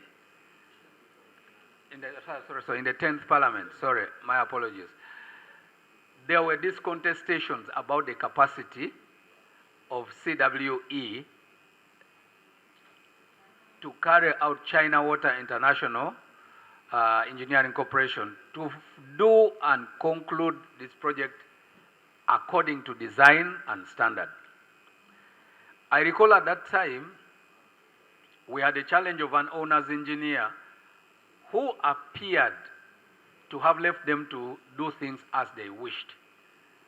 The Parliament of Uganda, this particular committee, took issue with the appointment of that engineer until the committee and Parliament pressed the minister, and the minister also understood that with that owner's engineer, they were, so to say, almost in collusion with these people to fail the dam, and that person was fired. Indeed, as he's saying, that they came in when literally all the superstructural works had been done. So they inherited largely the aspects of fittings, and therefore they could not impact on the superstructure that was already standing here. So the issues such as washed away members of the spillway and so on are not things that the owner's engineer could handle. But what they can do is make recommendations on corrective action. And that's why that plan, which was given to us, phase 2, phase 3, are there. But we all agree, and I think this is what the contractor is trying not to agree, that in order for work that results into saving and re-establishing the dam as it was intended to be done, we must divert the river and gain full access to areas of operation. Mr. Chen, this is the question you must answer so that we find a way to conclude this meeting. Thank you, Chair. Please, Honorable Kayondo, I would like to hear Mr. Chen. Yes, thank you, Chair. A lot of disagreement, Mr. Gamo from OE side. Actually, for the diversion channel, we already submitted the third spillway in April 2024. No, yes, we submitted for the approval of the OE side, but OE gave us the feedback on hold the third spillway. the third spillway is the 1 method of the water diversion. From OE side said the capacity is not fixed, everything is not fixed. Let me They capture just- you at that. OE, is it true that they submitted to you a request for diversion We can find the letter. and it has been pending with yourselves? Yes, before the decision from the OE is to have the three options, is the emergency and the second and the third. The third is the permanent solution. So the contractor come with proposal of the underwater repair work. So this means to add another 2-meter thickness on top of the existing one,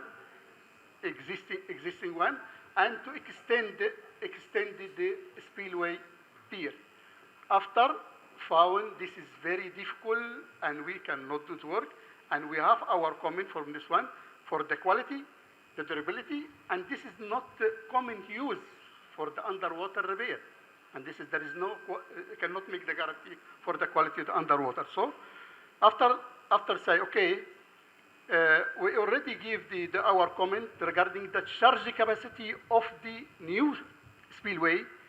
The contractor will submit is 840 meter cube per second, and we requested double of this one to accept the water and say, no, okay, this one we will hold until we come out from the physical model test, what is go current now. So we are not holding the contractor proposal because the contractor is not answer the capacity of the third spillway. As the existing spillway, the charge capacity is still open up to now, since 2015. Since 2015, the charge capacity of the existing spillway cannot carry for the 4,500 cubic meter per second. That's why any flood come up to this level will become overtopping and will be washed away. That's why since this time is not yet addressed. Okay, my friend, let us not stick with the issues of before. We are looking at the issues currently. We are all in agreement that there needs to be a diversion to gain dry access into the spillway structures. I want to know from you, when do we have this done so that the works can commence? Even as you do those meetings in China, you can tell us timelines. You can tell us, because I know you can escalate. One thing I know about Chinese, you are very efficient in terms of commitments. The moment you are not able to tell the time is because you don't want to commit. So please tell us. Thank you for your speaking for the Chinese. Actually, this is why we cannot make a conclusion, because this is we follow the OE's roadmap. As Mr. Gamal said, there are some issues to be solved. So, Mr. Gamal, can you reply to me? What is the capacity for the water diversion? Please give us very accurate data and give us very officially reply. We submit the 842 cubic meter seconds, which was rejected by OE. So I just want to know from OE side, what is the capacity should be built for the water diversion? Otherwise, we follow the OE's instruction to witness the PMT. Okay. Basically, there is NCR regarding the charge capacity, and is never answered by the contractor. And when is replied by the letter, we reject it, is not accepted, okay, and says this the existing spillway is not up to the capacity to charge the water up to 4,500. This is the first. What I would like you to do, thought about this over and over. You have discussed this technically. He has asked you a question in the open where there is a minister of government and there are people's representatives, MPs here. Answer him, and then after this meeting, follow it in writing and tell him these are the specifications we agreed. What we want is, we don't want to be in a state where we are back and forth while we are waiting for disaster to happen. Tell him, by now you must have an idea.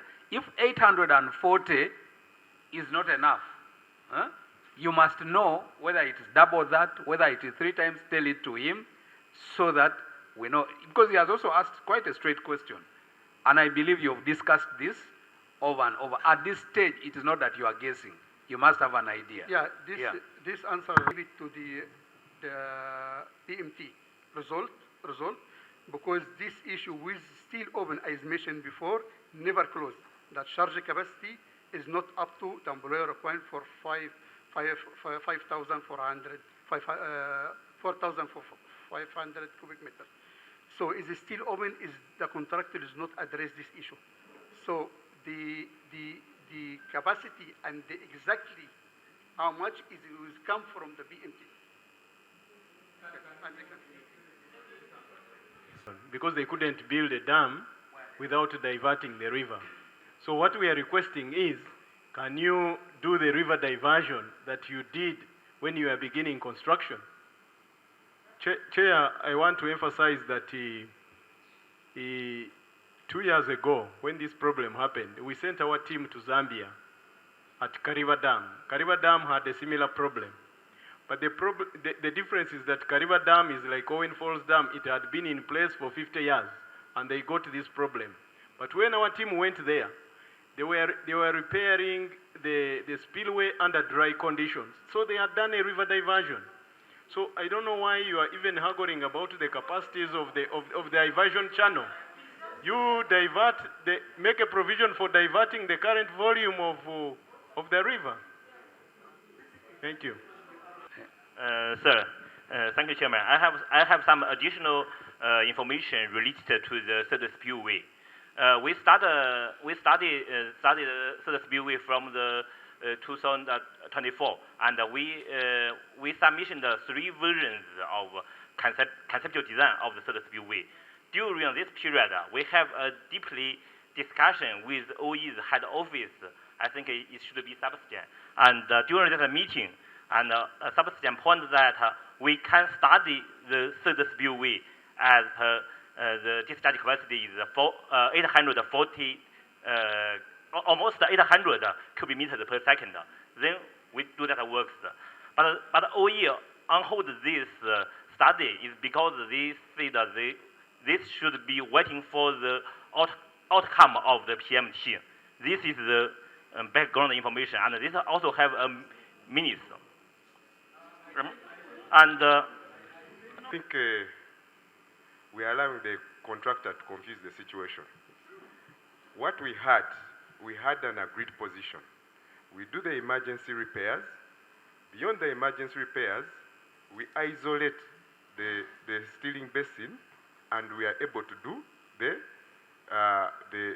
permanent repairs for the spillway in dry conditions. On top of that, inspect what we have done in emergency conditions. Now, once that was done, we then have to look at the permanent solution so that these things don't happen again. So, Chair, for you to go to the dry conditions, as my CEO has ably labored to suggest, there is no way you can do it without diverting the river or having a diversion so that the river passes somewhere. Because we use water to generate, the excess goes through the spillway. Now, if you don't have the spillway, it goes somewhere else. The idea of the third spillway is part of solution 3, the permanent solution.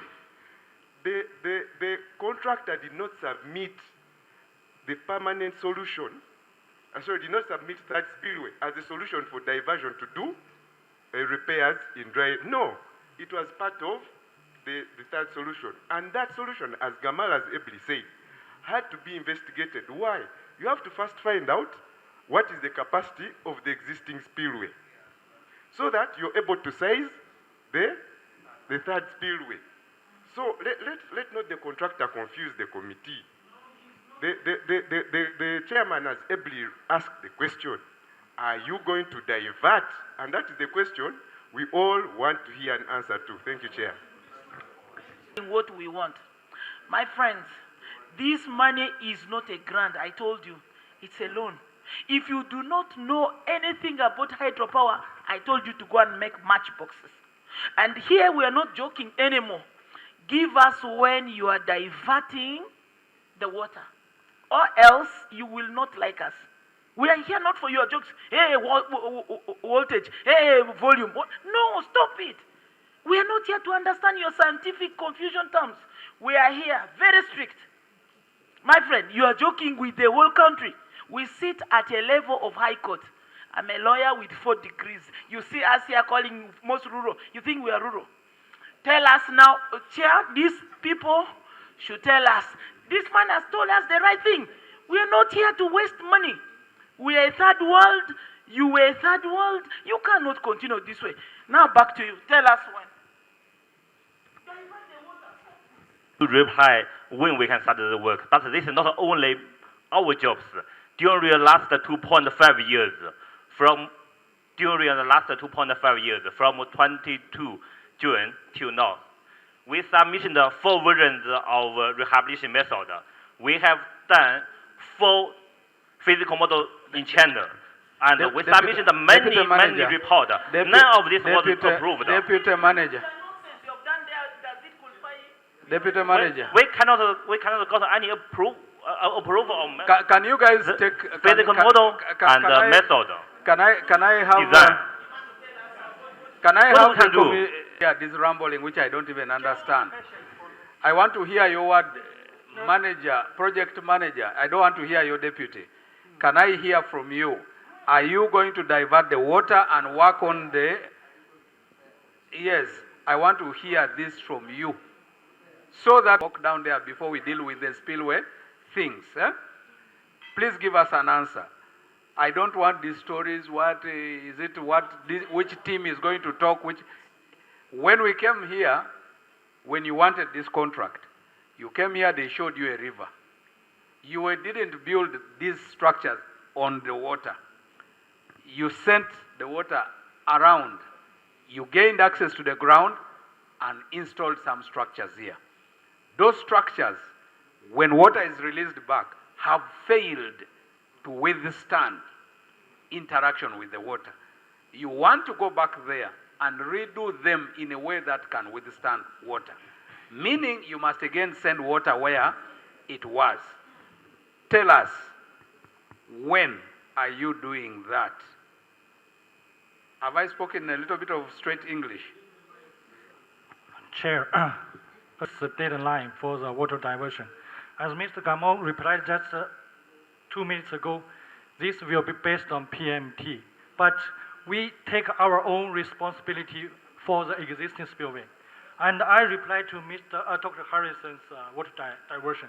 You know, during the construction period, we only have 800 cubic meter per second. The river almost dry, so we can divert it. But right now, we have 2,200 cubic meter every second. It is very extremely conditions water diversion. So you are saying that because the capacity of the river has increased since you were building the dam at that time, now you are leaving it to Chair. Who is Jawiyambie? Honorable Chair. Organize for me the team we came with. I know that the minister was pleading for these people. Chair, I need to go with them. We have been in this discussion with the contractor, and I thought we'll give you an answer. Because really, what we are discussing is not rocket science. I've told you we have been to Zambia, we have been to other countries where river diversions have been done for an existing plan. So Chair, that's why we are saying, can we get a subcontractor to come and help this contractor to do this river diversion and have this spillway repaired? Without this river diversion, this dam is going to fail even tomorrow. We can't save it. So the more we delay to do a river diversion, it's a very simple thing. I know the reason the contractor can do it, but the reason they are not doing it, we should say it here, it costs money. To divert a river costs money. And that's the only problem. You get it? That's the only thing in the construction managements and what have you. But what is hurting me is that this contractor does not feel the gravity of what we are talking about. Chair, this man made the designs himself. He made the designs. And those designs had method statements of how he was going to do the work. In fact, we don't need to beg him. We need to authorize him. And the failure to abide by the authority, he has to pay for it. We are talking of a diversion which has ever been done. So we are just asking him to redo it because he made the designs. And if the designs he made them, there was a method statement. He's supposed to follow those method statements over his designs. And in fact, I'm having a problem. He's the reason as to why the other contractor, I mean the consultant or owners engineer, failed. He must be the problem. And he wants even to make the other man, the new one, also fail on work. Simply because there is a stubborn or whatever. And by the way, when we are doing the procurement of these contractors, I think there should be a clause somewhere. Because when they look at Africans, they think Africans are not educated. I think when they are, that's why he can stand before us and explain to us that. Please, Chair, you were given that seat because you are competent. I want to talk to you, Chair, when you are listening. Mr. Mutikang.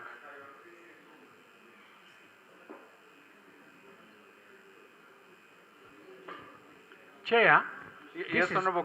If I don't want to use Rosie's statements, but it is an insult to you, it is a degradation to you, if this gentleman can stand here and you are telling him to do something and is still reasoning, thinks that he knows a lot of physics and science and he cannot do what we are asking him. He either does it or I support it. In fact, before even the motion is seconded, I support it.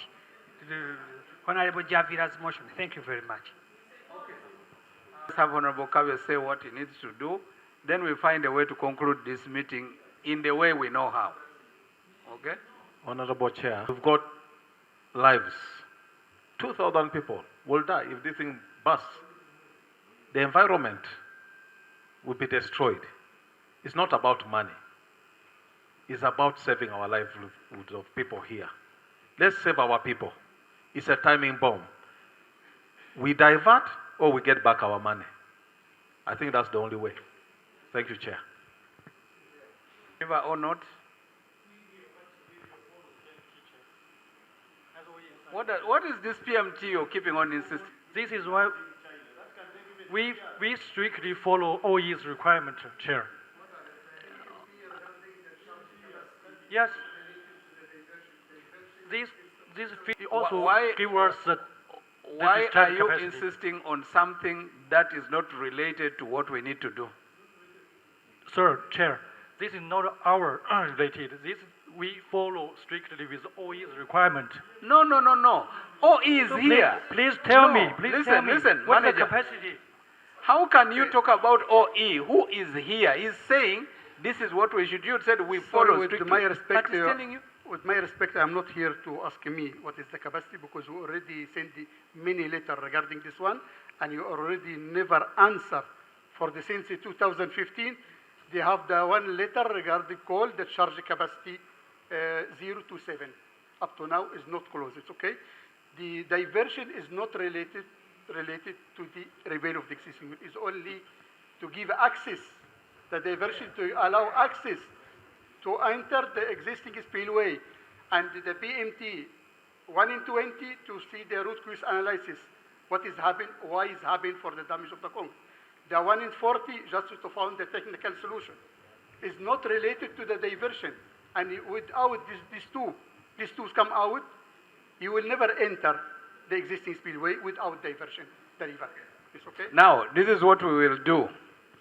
This is what we'll do. To suspend the meeting for 20 minutes. My colleagues will have their late lunch while consulting. We will not allow for any of us to leave these premises. We reconvene here at exactly 10 minutes after 5. And we are coming to do resolutions of this site visit. Are we together? Please, lunch, honorable colleagues, lunch is served because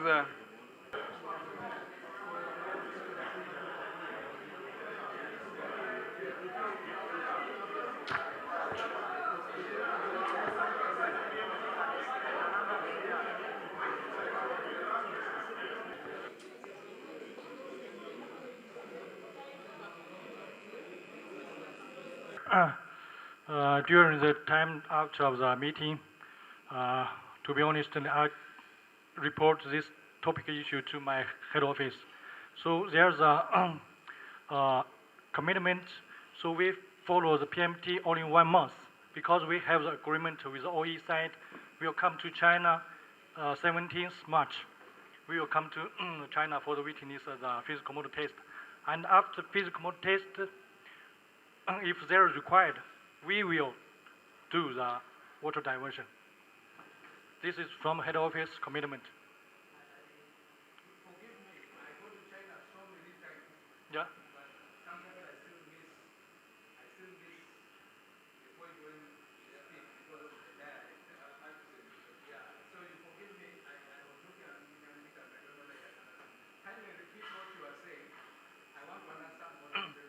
Yes, we already have the agreement between OE side. We will come to China to witness the physical motor test on 17th March, means 1 month later. After that, we will have some outcomes from physical motor test. If they are required, we will do. There is a commitment. We will do the water diversion or some structure.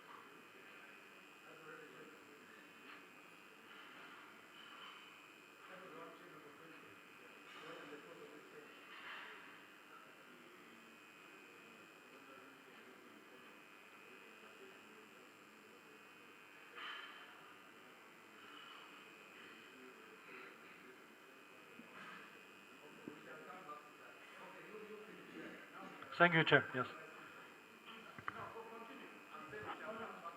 Yes. Yes.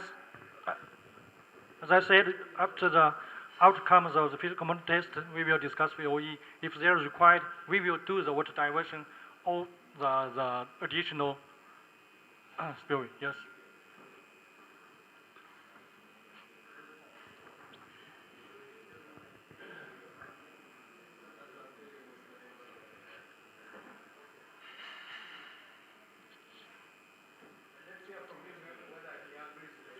Okay. With him for the meeting in China, just to check the PMT 1 in 20 and 1 in 40. What come out is not related to the diversion, because what has come out for 120 is the root cause analysis to see why is damaged the concrete, okay, and to avoid this can be happening in the future. The second one is the technical solution, how to repair the existing one. What is ever, how to access the existing spillway without diversion. This is the point. This is not related. You have to make a diversion and to come. What is ever can be underwater repair for the existing spillway. Can be. And can be dry condition. This is what has come out from the BMT. I agree with him. But not related to divert the water. Regarding the capacity of the charge capacity, the new spillway we rejected because it's not up to the capacity of the existing one. Because when you come to the existing one, will block and we work, there is no way to spill the water. So we need to spill the water according to the capacity of the existing one. That's why we're asking double existing spill one plus the generator of the powerhouse, the 4 unit. So to can be converted and can be accepted there what's common water. Okay. Now, Mr. Chen, between you are looking at technical analysis. What has probably caused the erosion of the spillway superstructures and members? What can be done to rectify it in as far as maybe composition of material specifications, what and so on. However, according to him, what is going to happen there is just on the specifications of material types, bonding, processes, formulae, and so on. It is not to do with access to operational area. The diversion is about securing uninhibited access to the operational area. And he's saying the meeting there is not related to the commitment to divert. I don't know whether you see where his problem is and yours is. Yes, Chair. Actually, I made a lot of proposal to OE, but from OE side, there's a lot of disapproval. No, you make a But, proposal, but probably the for proposals, the- you know, you make a lot of proposal, and he doesn't seem that proposal is a solution. Why don't you agree with him on this one simple one? That you know, we are going to bring here equipment, we are going to bring here machinery, we are going to bring here earth movers, we are going to, and move the flow of the water temporarily. And then we start work. For him, that is the only part. The other issues of many proposal is not an issue. There's just one that says, in order for you to arrive there without diving, because currently you can reach there by diving, which I know even many engineers cannot. Probably the engineers even who deal with the structures and what and so on cannot go there because they can't dive. It is only investigative people who go by diving. So he's saying, in order for you to reach there, let us first send the water on the side. So that when we send the water, even these discussions that we are doing, what happened, technical analysis, what should we do, what is the material specifications, can be done when you are able to look without what? Inhibit. So his question is, this diversion, do you commit to it or not?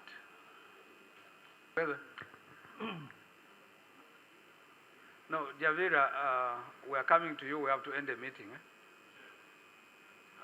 We will come to you. Just give him one moment. Chair, yes, just now I report to you, we already discussed the head office. Right now, from my side, I cannot make a commitment. We only discuss with this issue in China. I hope you asked the head office the correct. I hope you asked the head office the correct question. Yeah, head office give you and give all of the commitment numbers. Commitment after PMT. We will discuss this one. Is the head office still on Chinese holiday? Is it still in No, New Year no, holiday? no. They have resumed work? You already started work. Already started work? Yes. Where is the head office now? Yichang or it's in Beijing? Beijing. It's in Beijing? Yeah, Beijing. Okay. So we only have 1 month. How about we, after the PMT witness from top level, UEGCL top level, MMD and OE top level, even my country, my company's top level to discuss these issues together. I'm sorry, I cannot make commitment clearly. Okay. He is trying to say he could have called. Maybe the questions they asked the other ones could not give them an answer that is related to the subject here. So for him, he says without the commitment from head office, he cannot commit here on what should be done. I want to go back to my members. Mr. Kamal, I don't know what you want to say. I suggest maybe tomorrow from OE side can give us instruction for the water diversion. This is the engineer issue. And our design will be approved by them. Mr. Chen, I know it's an engineering issue. Yeah. But you see, engineers don't have work if politicians don't pass a policy. You get what I'm saying? Yes. It is an engineering issue. But you don't have work if the politicians don't sit and pass a policy. That now the policy directive of this country is generate power, evacuate power, transmit it, distribute it so as to spur industrialization. So engineers don't have work before we do that. Yeah. So at this stage, the engineers have not done what the politicians are happy with. That is why we are seated here. Yes. You get what I'm saying? Yes, sir. Yes. So it is a work of you engineers and we politicians. Okay? Yes, sir. Yeah. So Kamal, you want to say something? Then we go back. This one was already requested and was already done. And we already called the president of the CWE in 28th of August. And we said that we will not send the spillway issue to the DP. Okay? This we understand this is the design issue. This is the EPC contractor who are follow our obligation, okay? And we will do what is necessary come out from BMT, okay? BMT. So I think we're going to request another meeting with another meeting. This is wasting of the time. We have to make it the action, and that's why we requested a second after we come from this meeting. We ask the contractor to write down and to make the scope of the work, what is intended to do, and say, no, this is not our work. So today's agree, tomorrow is not agree. Okay. Okay, thank you. Okay, I understand you. I also understand what he's saying. I think what he's trying to say is, until now they had not understood perfectly well what you want them to do. But probably now they have understood, and it requires financial input, for which they don't have the approval levels here. I think that is what I have understood them to mean. So, we finish with you, the engineers. Let us make a few points. I invite you to make one or two conclusive remarks and recommendations, and then we see how we progress. In the meantime, the people we have here are not the final decision makers in the company.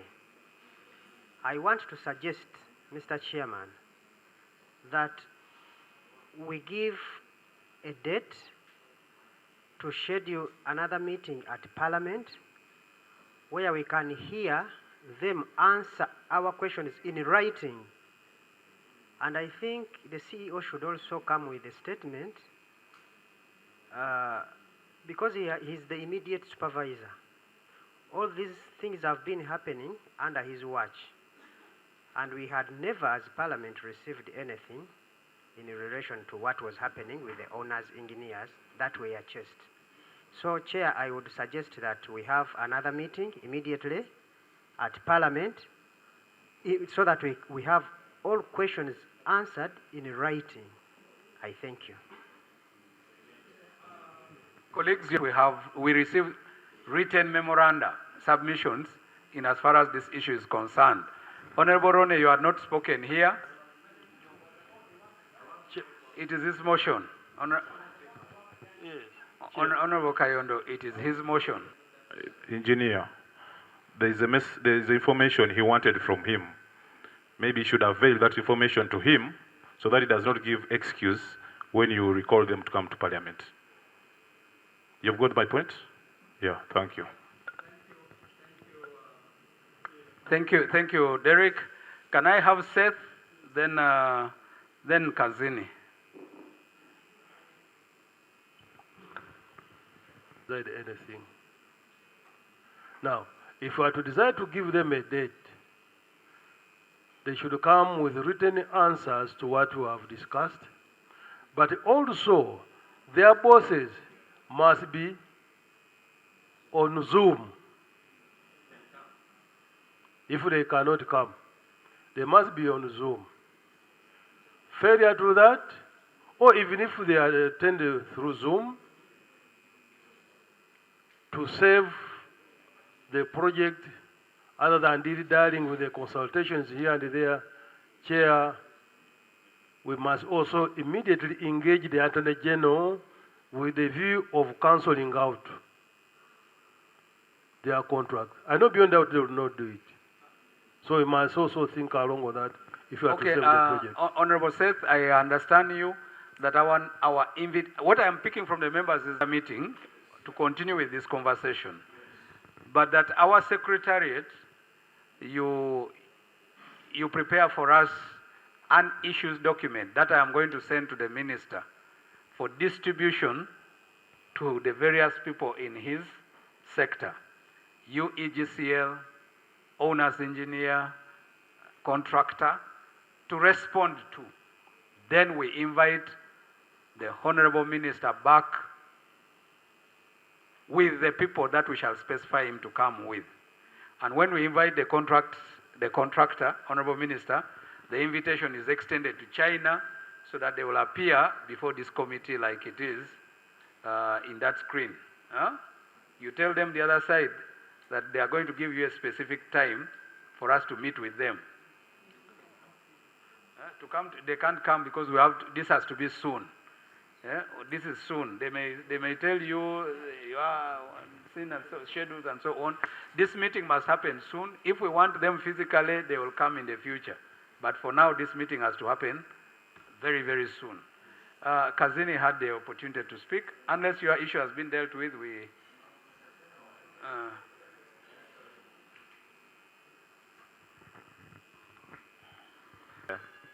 that we give them enough time. This time, you come as a last resort. You come prepared either to avoid making a statement at the police or to make it. And as they come, they should come along with the owner's engineer and perhaps the team from the CEO. That is it, Mr. Chairman. Colleagues, I want to Fred, now, I want to propose, honorable colleagues, that we are at a stage where the meeting is going to be suspended. The meeting is not being closed. I want to request that probably in the next meeting we may not manage to go down to the dam. I want to propose that we suspend the meeting with these recommendations. Then, on that occasion when we are going to continue, we begin exactly from that point. My suggestion is, if the minister's schedule allows, we fix a meeting for next week, Wednesday. The Wednesday of next week, according to me, is 19th. Is that correct? It's 19th. So we fix a meeting for Wednesday, the 19th of February, 2025, at 10 hours in the morning in Kampala, which probably will be about, is that 15 hours or 14 hours, or 16 hours in China? 16 hours. Huh? It's 15. Yeah, that will be about 15 hours in China. So they will at least have 2 hours of working time. Eh? Huh? How do I know? I just said here that I go to China very often. So I know. So we meet on Wednesday, 19th February 2025 at 10 hours in Uganda, which is 15 hours in China, at the Parliament of the Republic of Uganda. The letters of invitation and the specific issues for address will be communicated to the minister. Then the minister will transmit. We also request that owner's engineer, you give specific instructions which will enable them obtain answers from China before that meeting. Kindly, you can communicate to the minister, who will also transmit to us what you have instructed them to do. Mr. Chen, on that occasion, do the background work. You know what they call background work? Do the work before to gain consensus with your people the other side, so that we get an amicable solution, especially so on the diversion of the river, and we work together to rectify the dam. I want to trust that we are in agreement.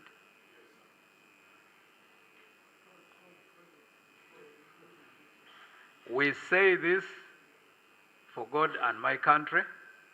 Meeting suspended until that date, but for now, I invite all of us to get our, they call them what? PEPs, and go down and have a look at the dam. Thank you very much, colleagues. For your own structure. 4 years old structure. So it looks so old. When it was there after.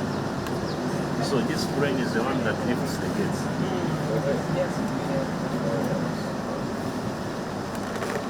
So here.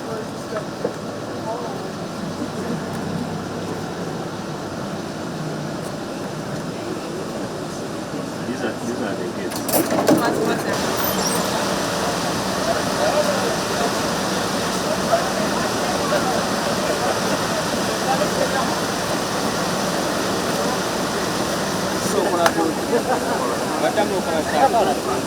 Viace dentro.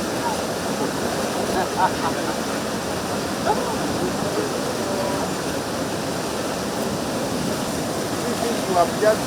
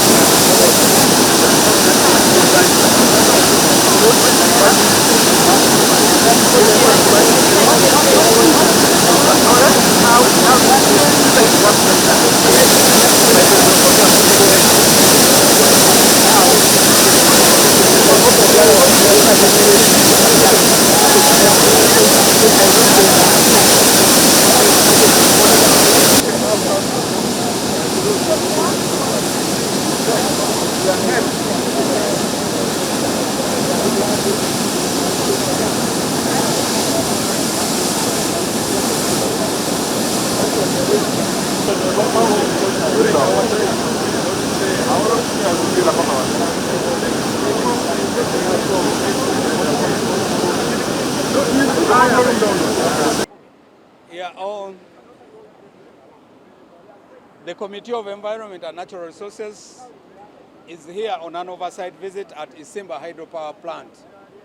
The purpose of our visit here is in response to some of the concerns that were raised when the Ministry of Energy and Mineral Development together with UEGCL, appeared before the committee regarding the status of ISIMBA hydropower dam. The main concerns at the river now, or at the dam, is first of all, the spillway is having a lot of issues. The buffer blocks have been eroded and washed away. The buffer blocks serve the purpose of reducing the velocity of the water so as to safeguard the foundation, the embankment, the underground area of the dam. Because if we don't do that, there is a likelihood of water pressure continuing to erode off all the members, all the superstructure that hold together the dam, which of course poses a risk that one day, when the pressure of the dam is much more higher, of the water coming from upstream, the entire dam can get washed away. So our challenge is, whereas the technical people, the owner's engineer of Uganda and Uganda Electricity Generation Company have consistently told the contractor, that is the China Water International Electric Corporation, that they need to come back and do corrective and rehabilitative measures. Number two, that in order for this to be done, that there is need to divert the river, divert the water, so that we gain dry access into the spillway. It will not be possible for us to reconstruct this place in a way that lasts. You might note that this river has been in this dam has been in full operation for only 4 years.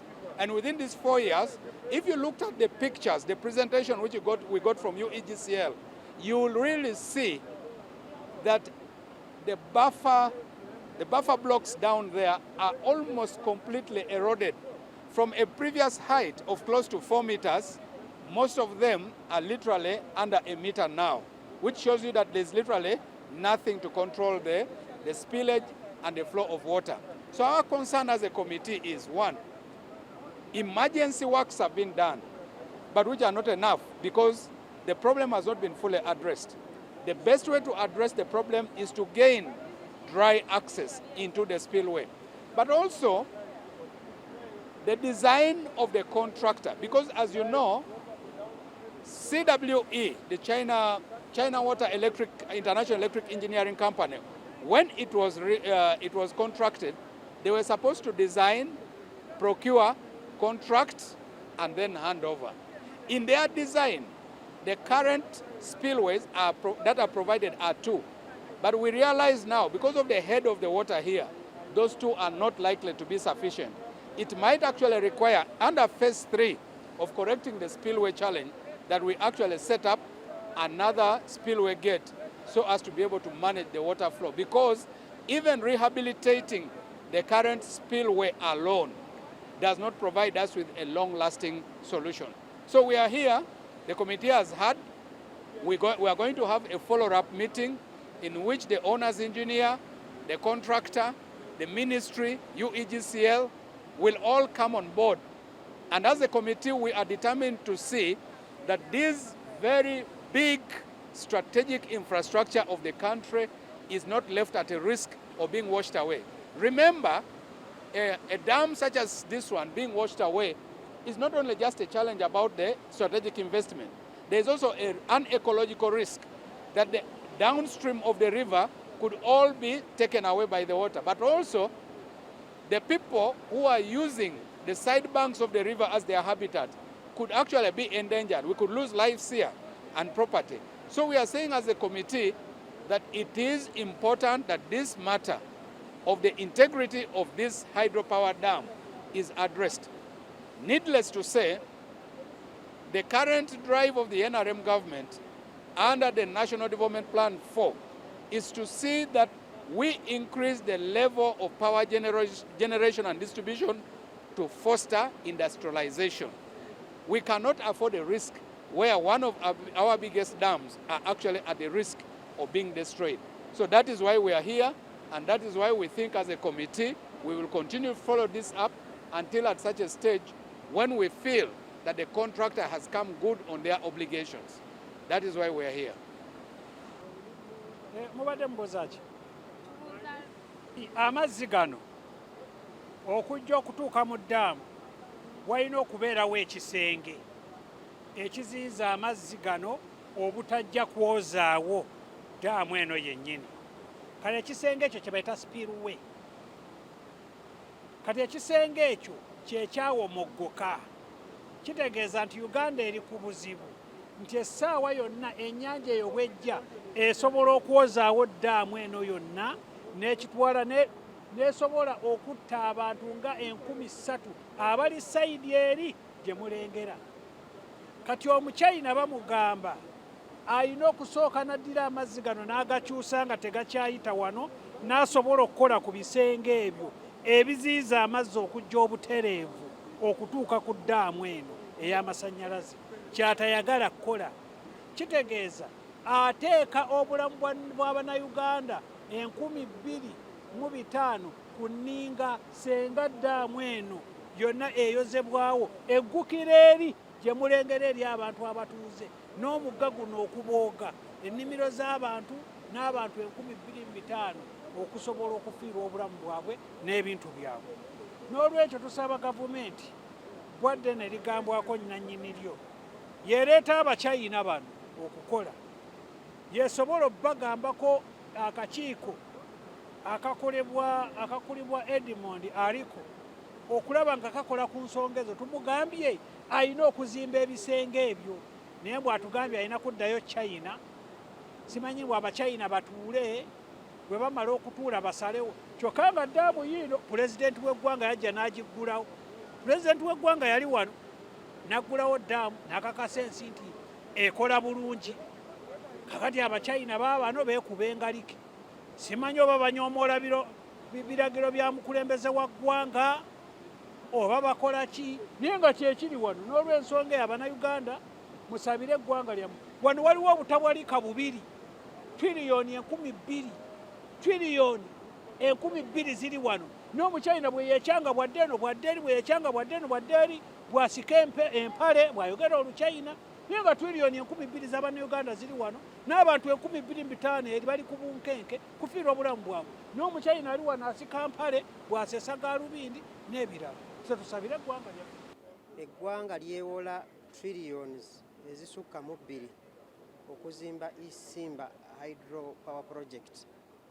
Ensimbi ezo bwe tuba nga tulaba zigenda kufa ttogge, of which nga buli mwaka tusasula ebbiliyoni ezikunukkiriza mu 208 okusasula ebbanja lino nga ziva mu ssente z'omuyulu w'omusolo. Wano tulina kufunawo magoba bwe tutandika okulaba nti ate spillways zifudde, Omuchina tayagala kukola. Tewali nsonga lwaki Omuchina oyo tuba tetumutwala n'akola statement n'avunaanibwa ng'amateeka g'eggwanga bwe galagira, kubanga ssente tugenda okufiirwa essente, tugenda okufiirwa obulamu bw'abantu baffe. Singa ddaamu eno ebeera washtawe n'egenda n'egwa mu bantu downstream, tuba tugenda kufiirwa obulamu bw'abantu, ekintu eky'obulabe. So yensonga lwaki mbadde mukambwe ennyo okugamba nti abantu bano bagende bagibweko statement. Ddaamu eno okutwaliza awamu bw'aba muntu ali brain dead, omutwe gwafa dda asigaddeko bigere byokka. Tesobola kubanga ddaamu ezimbiddwa kusunda mafuta, mpozi tuli mu masannyalaze. Tosobola kubanga ddaamu bweti ezimbiddwa kusunda masannyalaze, naye ate mu myaka kumpi 2 nga yakagibwako engalo ate ng'eyonoonese eweddewo. Ddaamu yonna buli lwetandika okugwamu ettaka ne litandika okulukutira wansi, ettaka eryo limala ne liziŋŋama ne liviirako okuvunda kwa riverbed oba wansi amazzi bwe gaddukira. Kaakati kitegeeza ekinyusi kyakyo n'ekigenderwa ekikulu ekyokusunda amasannyalaze kiba tekikyakola. Contractor report gyatuwadde nti beesigamye ku insurance ne ssente zikyasigaddeyo contractor. Government statement gye batuwadde n'assurance obukakafu nti beesigamye ku ssente za insurance ne balance gwe batanasasula contractor. Bw'otunuulira ensimbi ezo ntono nnyo, tezisobola kubanga zenkanankana n'obuvune bwe tufunye ku ddaamu eno nti olw'okuba yazimbibwa mu ngeri ya kibogwe. So nze ndowooza waliyo obwetaavu bw'amaanyi. Contractor ayagala tayagala alina okusooka okuwugula amazzi gano agayise ewalala, then ddaamu weetudde baddemu basibe bulungi wansi amayinja ne concrete asaanidde olwo amazzi gaddemu gakulukute nga bwe gandibadde. Nsuubira n'obulagajjavu bwali bungi ku sayidi ya gavumenti. Owners engineer yali akola ku sayidi ya gavumenti oba oliawo reports zino yaziraba naye n'ataziripotinga mu budde okulaba nti gavumenti ekola ekyetaagisa. Ewunyisa bano abasajja abazungu nabo bajja naye bye bakola olabira ddala nga si bye biri awo eby'omutindo. Ate abaffe bwe tutuula nabo mu bukiiko olaba nga baweera ddala amagezi agatuukanye, baweera ddala ebirowoozo ebirungi. Kaakati lwaki ebirowoozo ebyo tebasobola biteekesa mu nkola? So nze ndowooza nga contractor ono waaliwo ng'ate muzungu mu kifo eky'okufuna sub contractor agenda omuyambako okumaliriza omulimu guno ate era nga naye agenda kusasulwa nsimbi, nze ndowooza twandibadde tukozesa ba engineers abaffe. Kino Tanzania ekikoze mu ddaamu zonna ezisunda amazzi, amasundiro g'amafuta gonna batwalayo abaana bato ne Tanzania China ne basoma ne bafuna obukugu ne bajja ne babupractice nga wano nga bwe baba babuyiza eri ate ne basomesa ne bannaabwe ekitali wano. Ffe wano tugulira ddala okuviira ddala ku kantu akasookera ddala n'akasembayo ba contractors be experts bonna ne tubagula ne tubaleeta n'agenda okukyunga omulimu guno twovasi omulimu guno ku lwaffe ate naye ne tumufunanga mugwirwa. So nga ate ne wano tubeera ne n'abakugu abalina experience ate ng'ebintu babitegeera. Financing, the funding budgets have not yet come through, so that is something that we want to bring to your attention. We also have additional planned seed-up interventions. In terms of electricity, we have construction, we are planning for tourism centers both in Kayunga and Kamuli. So to summarize it, the estimates that we have planned for is up to about 13 billion. If we can have this money, we can continue with our seed-up interventions in the communities. Now that brings us to the works involving the snags and defects at ISIMBA. We have categorized these, let me call them issues, into about 18 main issues following the meeting we had in the State House in October 2022.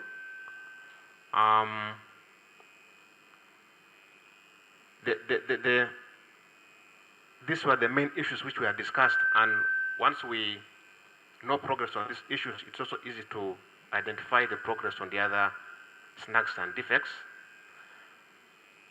As you can see, some of the points you talked about earlier on included the spillway. You also mentioned the floating boom, and then you mentioned the embankment dam. So we shall go through those points to see where we are on each one of them. Here is a summary of where we are. When we commissioned the project, the joint inspection identified about 800 issues. We call them snags at time of commissioning, we call them snags. And so far we have closed 775 of them. Then when we started running the plant, we identified what we call defects. But in the language of the closure, we call them warranty service requests. When we closed this notification process in March 2023, we had identified about 763. So by December 2024, we had closed 631 of them. Then we also have what we call POE recommendations. These are recommendations which are given by experts who are hired by the employer from time to time to review the project. In total, they made 46 recommendations, very, very important recommendations. And so far we have closed about 41 of them, and we are remaining with 5. So this gives you really the broad picture where we are in terms of how we have progressed for solving all the anomalies on the project.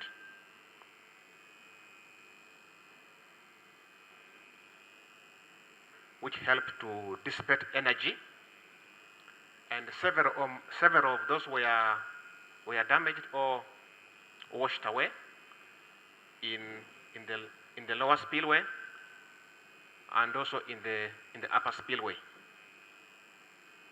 Then we also had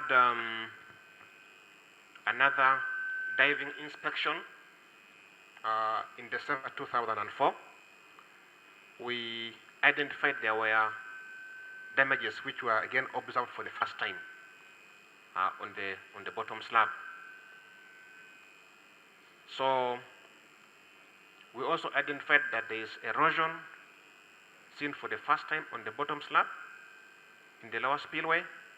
Now the risk is that we shall have exposure of reinforcement on the dam, and this will lead to corrosion. So the status on the dam spillway means that we need urgent repairs to take place. We need emergency repairs to take place to stop this further erosion. These are some pictures for various reasons that are now, yes. I don't know if some of you can see clearly. But what you're seeing is reinforcement. I don't know how many of you have seen a complete structure where reinforcement is exposed. It's not supposed to be exposed, it's supposed to be cast in concrete. It's underwater. So what we have is the concrete has been washed away. And that means that if the concrete is washed away, the support is also gone. So, and we are picking step by step. Are we together?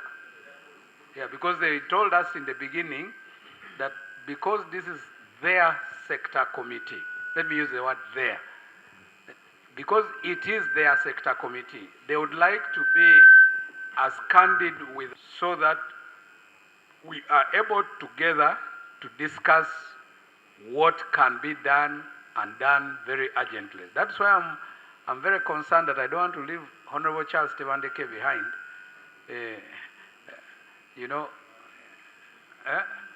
The landlord. Yeah, you see, the landlord must have done Osei Tutu and Dahomey Empire. So for us, we are saying. You see, where this is cast, let's say the floor, the slab at the bottom, it has a purpose. It means that dam can move. If this slab here, because it's holding back, it's helping support the dam. So if you look, if we continue having situations like this where you're now boring into the steering basin slab, or this one disappearing, you can even see the concrete here is now exposed on there.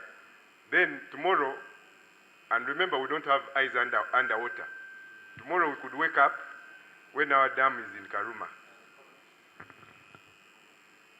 The owner's engineer, UGCL and ministry came up with this roadmap of how we can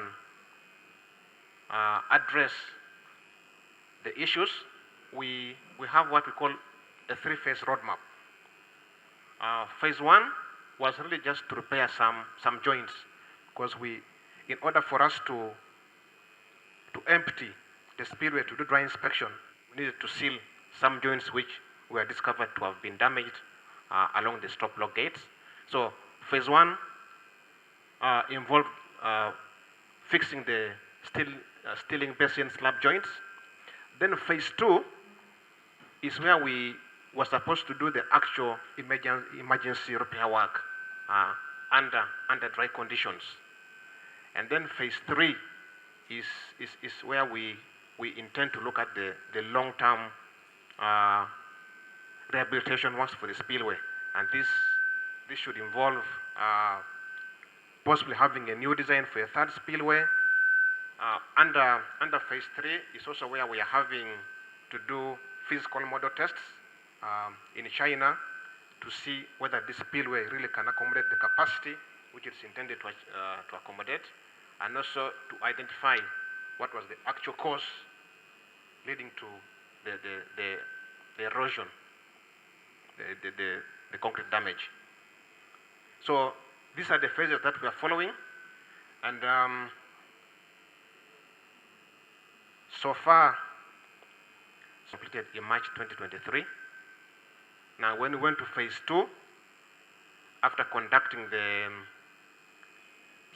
dry inspection following the pumping out of the water, we were able to map all the defects in the spillway bay that was dewatered.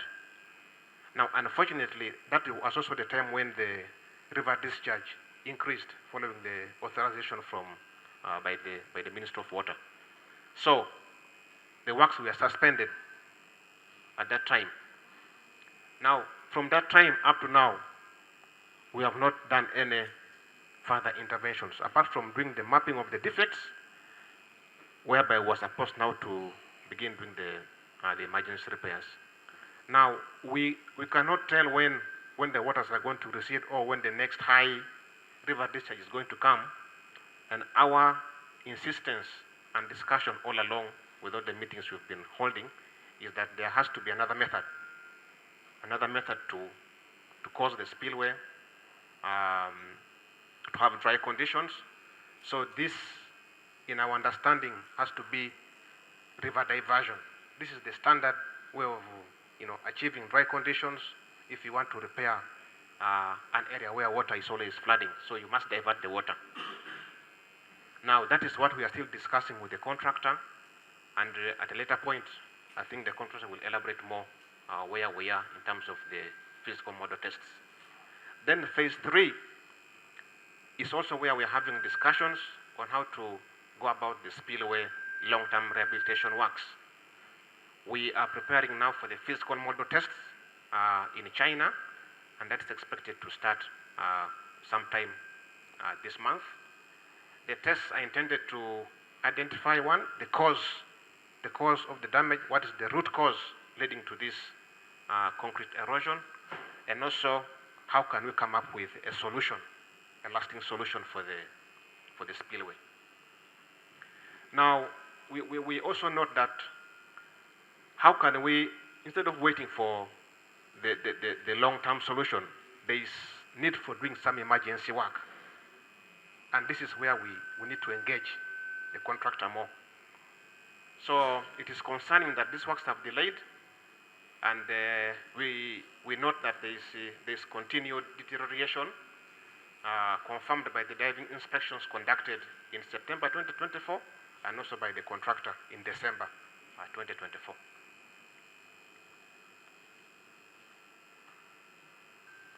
Once we get the outage, we shall be able to move very fast on the cabling works that require the outages. Cabling here, we mean that some cables were poorly routed, some were exposed, they were not terminated well. So all this is being redone to make sure that the plant is safe. It's quite sensitive.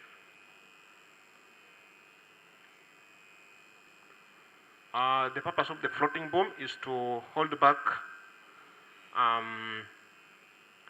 we call it buoyant matter from the river.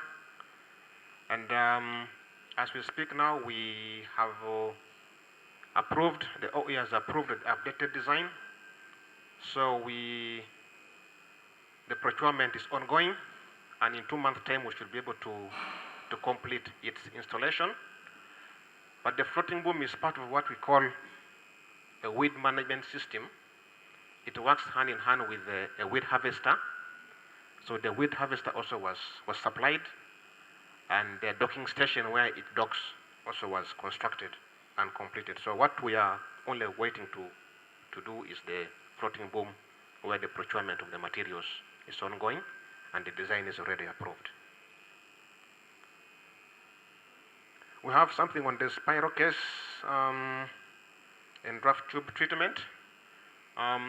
This was required because we discovered that the water in the River Nile is causes what we call leaching of cement from the concrete. So over time, the surface of the concrete becomes eroded just because water keeps running through the waterway. So we are going to do what we call treatment of the surface using thicker materials. Now, the progress on this is also good. The subcontractor is already approved. The method statements are already approved, and we are just waiting for outage for them to start the work. Also, the trials of how it looks like once you have done the coating has been done, and it has passed. So that is moving well. Now, in order for us to achieve what we call the outage, to take out the unit, there are some conditions which are supposed to be met by the contractor. One, there is the issue of calibration of all the cranes. That is completed. Then we have the dewatering system within the power plant needs to be up and running. So those pumps are already installed and commissioning is ongoing. Then the firefighting system, also the works are ongoing, or we are now at commissioning stage. Then for the contractors, all risk insurance, which was also a condition, the contractor has taken out what we call an interim all contractors risk insurance to the tune of 90 million, covering the tune of $90 million. Now, because this is not in accordance with the contract, we are seeking guidance from the Solicitor General to see how this can be formalized. So that's the progress on the all contractors risk insurance. Intake gate control is here the issue was that when we have what we call intake gates where water enters through the turbines. Now the anomaly with these gates was that if you touch the gates of one unit, all the systems shut down. And that was not in accordance with the contract. So this was identified and the contractor agreed to fix it. So the equipment is already on the site, and we're also just waiting for outage to proceed with the installation. But to fix it now, we need to shut down the plant totally. This requires a total plant shutdown for several days. We had something on repainting of the gates, which were already rusting. This is also progressing well. Some gates are already actually completed. The draft tube gates are already completed. I think also the stop locks are completed. So we are now moving onto some of the intake gates. So this also is progressing well without any major issues. Then let's talk about the embankment dam, potential internal erosion. What we mean here is that within the embankment dam, the instruments showed that the pore water pressure was rising. Now, when you interpret that in the clear core, it tells you that something is happening, something abnormal is happening. So what we requested the contractor to do was to conduct tomography surveys to confirm abnormalities within the embankment dam. And in February 2024, that was completed. Then that analysis confirmed that there were some concerns which needed to be addressed. Now, before we go into actual, let me call it breaking of the dam, we say no, let's first not go into that direction. Let's conduct another additional investigation, and that's what we call the 3D tomography survey. Again, to further confirm really if this is happening. The 3D survey is more sophisticated than the 2D survey. Now, that exercise also was completed by the contractor, and we are waiting for the report to give us confirmation on what is now happening before we can take other further measures on the embankment dam. So, Mr. Chen, I think you will update us when this report is coming for us to know how to proceed on the embankment dam. Challenges that we've met here also on the site. As we've been here for now how many, 6 years, we note that the contractor has had inadequate staffing. The logistical mobilization was poor for most of the time. But through meetings with their top management in June and August last year, they were able to give us a new project manager, Mr. Chen, who now has a team that is building to make sure that we can proceed with the work smoothly. Then the issue of collapsing slopes. This is kind of continuous, so the scope of works keeps changing, but nonetheless we are engaging the contractor to see that we address the issue. I talked about the water weed, where we are doing the water weed management system together with the floating boom, which is going to be installed. And then, as a challenge now, we want to acknowledge that we have delayed to complete this project, and it is creating a requirement for additional funding for project supervision. So we cannot deny the fact that now we are having increased project management costs on this project, especially from the side of supervision. Then most importantly, I want to bring to your attention that because of the increased river discharge, which caused us to suspend the work on phase 2 of the spillway, on phase 2 emergency repairs, we think that it's only a third spillway that will help us solve this problem. If it is not a third spillway, there has to be other mechanisms provided by the contractor for river diversion. We must divert the river. And this will help us to create the safe dry conditions if we are to repair the existing spillway urgently. So this is something all of us are looking at. So these are just pictures to show you the water weed over there. This is our weed harvester. So the water weed can be so thick that the units have to shut down. And that's why it's important that to have this weed management system in place as soon as possible. These are the collapsing slopes.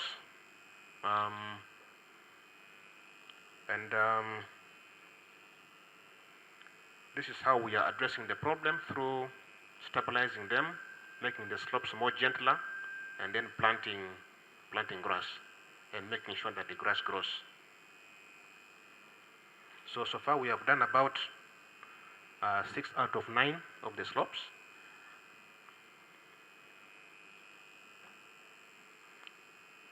So I want to bring to your attention what we now think are the risks that need our urgent attention from what we, if you look at all these issues in ISIMBA, the spillway, the embankment dam, we have these risks mentioned up there, the risk of spillway failure because of the continuous concrete erosion. We cannot deny that risk. Then, because the spillway, one of the spillways is currently unavailable, there's a risk that we could fail to pass some of the floods that can come anytime. For example, the 1 in 1,000-year flood or the 1 in 10,000-year flood. It can come anytime and we could fail to pass it. Then we have the high risk of failure due to erosion of what we call the riprap. The riprap are stones or protective layers were placed at the end of the dam. I mentioned earlier that our diving inspection in 2024 found out that these stones are getting washed away. So that risk is there.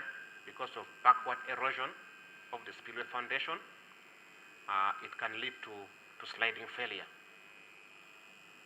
Then on the embankment dam, the risk of slow internal erosion cannot be discounted. And this can lead to accelerated damage, seepage within the dam, and causing it to be washed away. So this summarizes the risks that we have at ISIMBA, and that's why we need to pay attention to the defects as soon as we can. So what are we requesting the members to help us with? We have held meetings with the contractor at several levels, and there's an acknowledgement that for some of the works like the spillway, we better get a competent subcontractor to take over the work.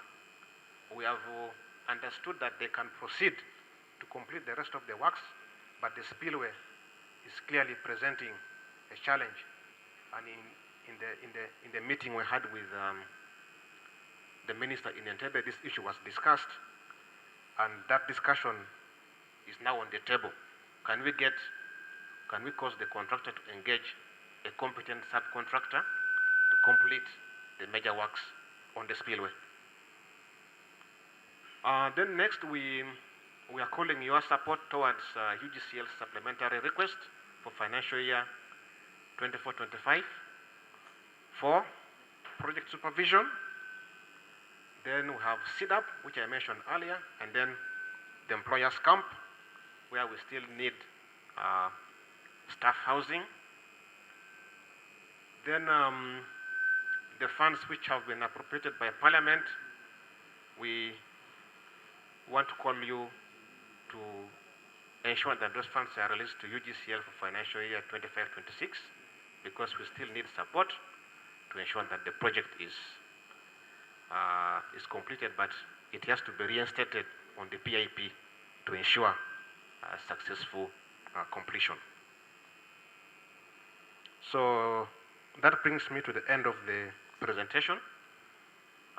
This is what we wanted to bring to you. Honorable members, you have listened to the presentation of Engineer Kita, the project manager for ISIMBA hydropower plant. Honorable Minister, in the program you had another two statements. I do not know if the CEO still wishes to say something. Then we open for discussion once we have had those. So we wrap everything up. Isn't it, members? Is it better that way? Okay.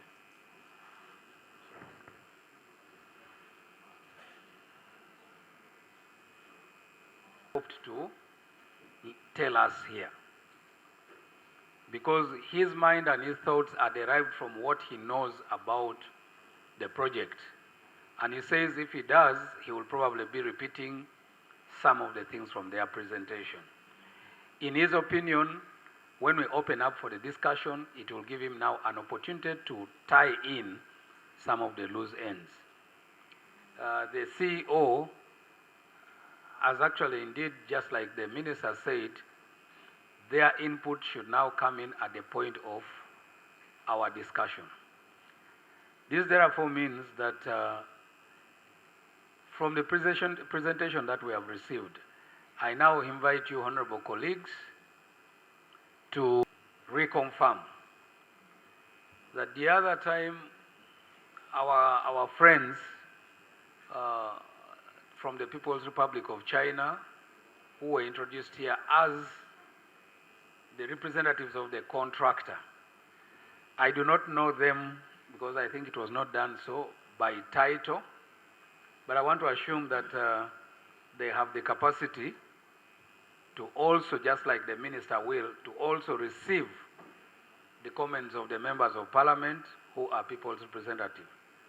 Just before I invite the members, can I get that clarification? Are they even then, in terms of language, are we in tandem? Do they understand English? I want to request Please, sir, can you introduce yourselves? Afternoon, Chair. Good afternoon. Welcome, Mr. Chair, respected Minister, and other participants. I am Muhammad Idris from Project engineer, we have the deputy project manager, and then we have the president project manager.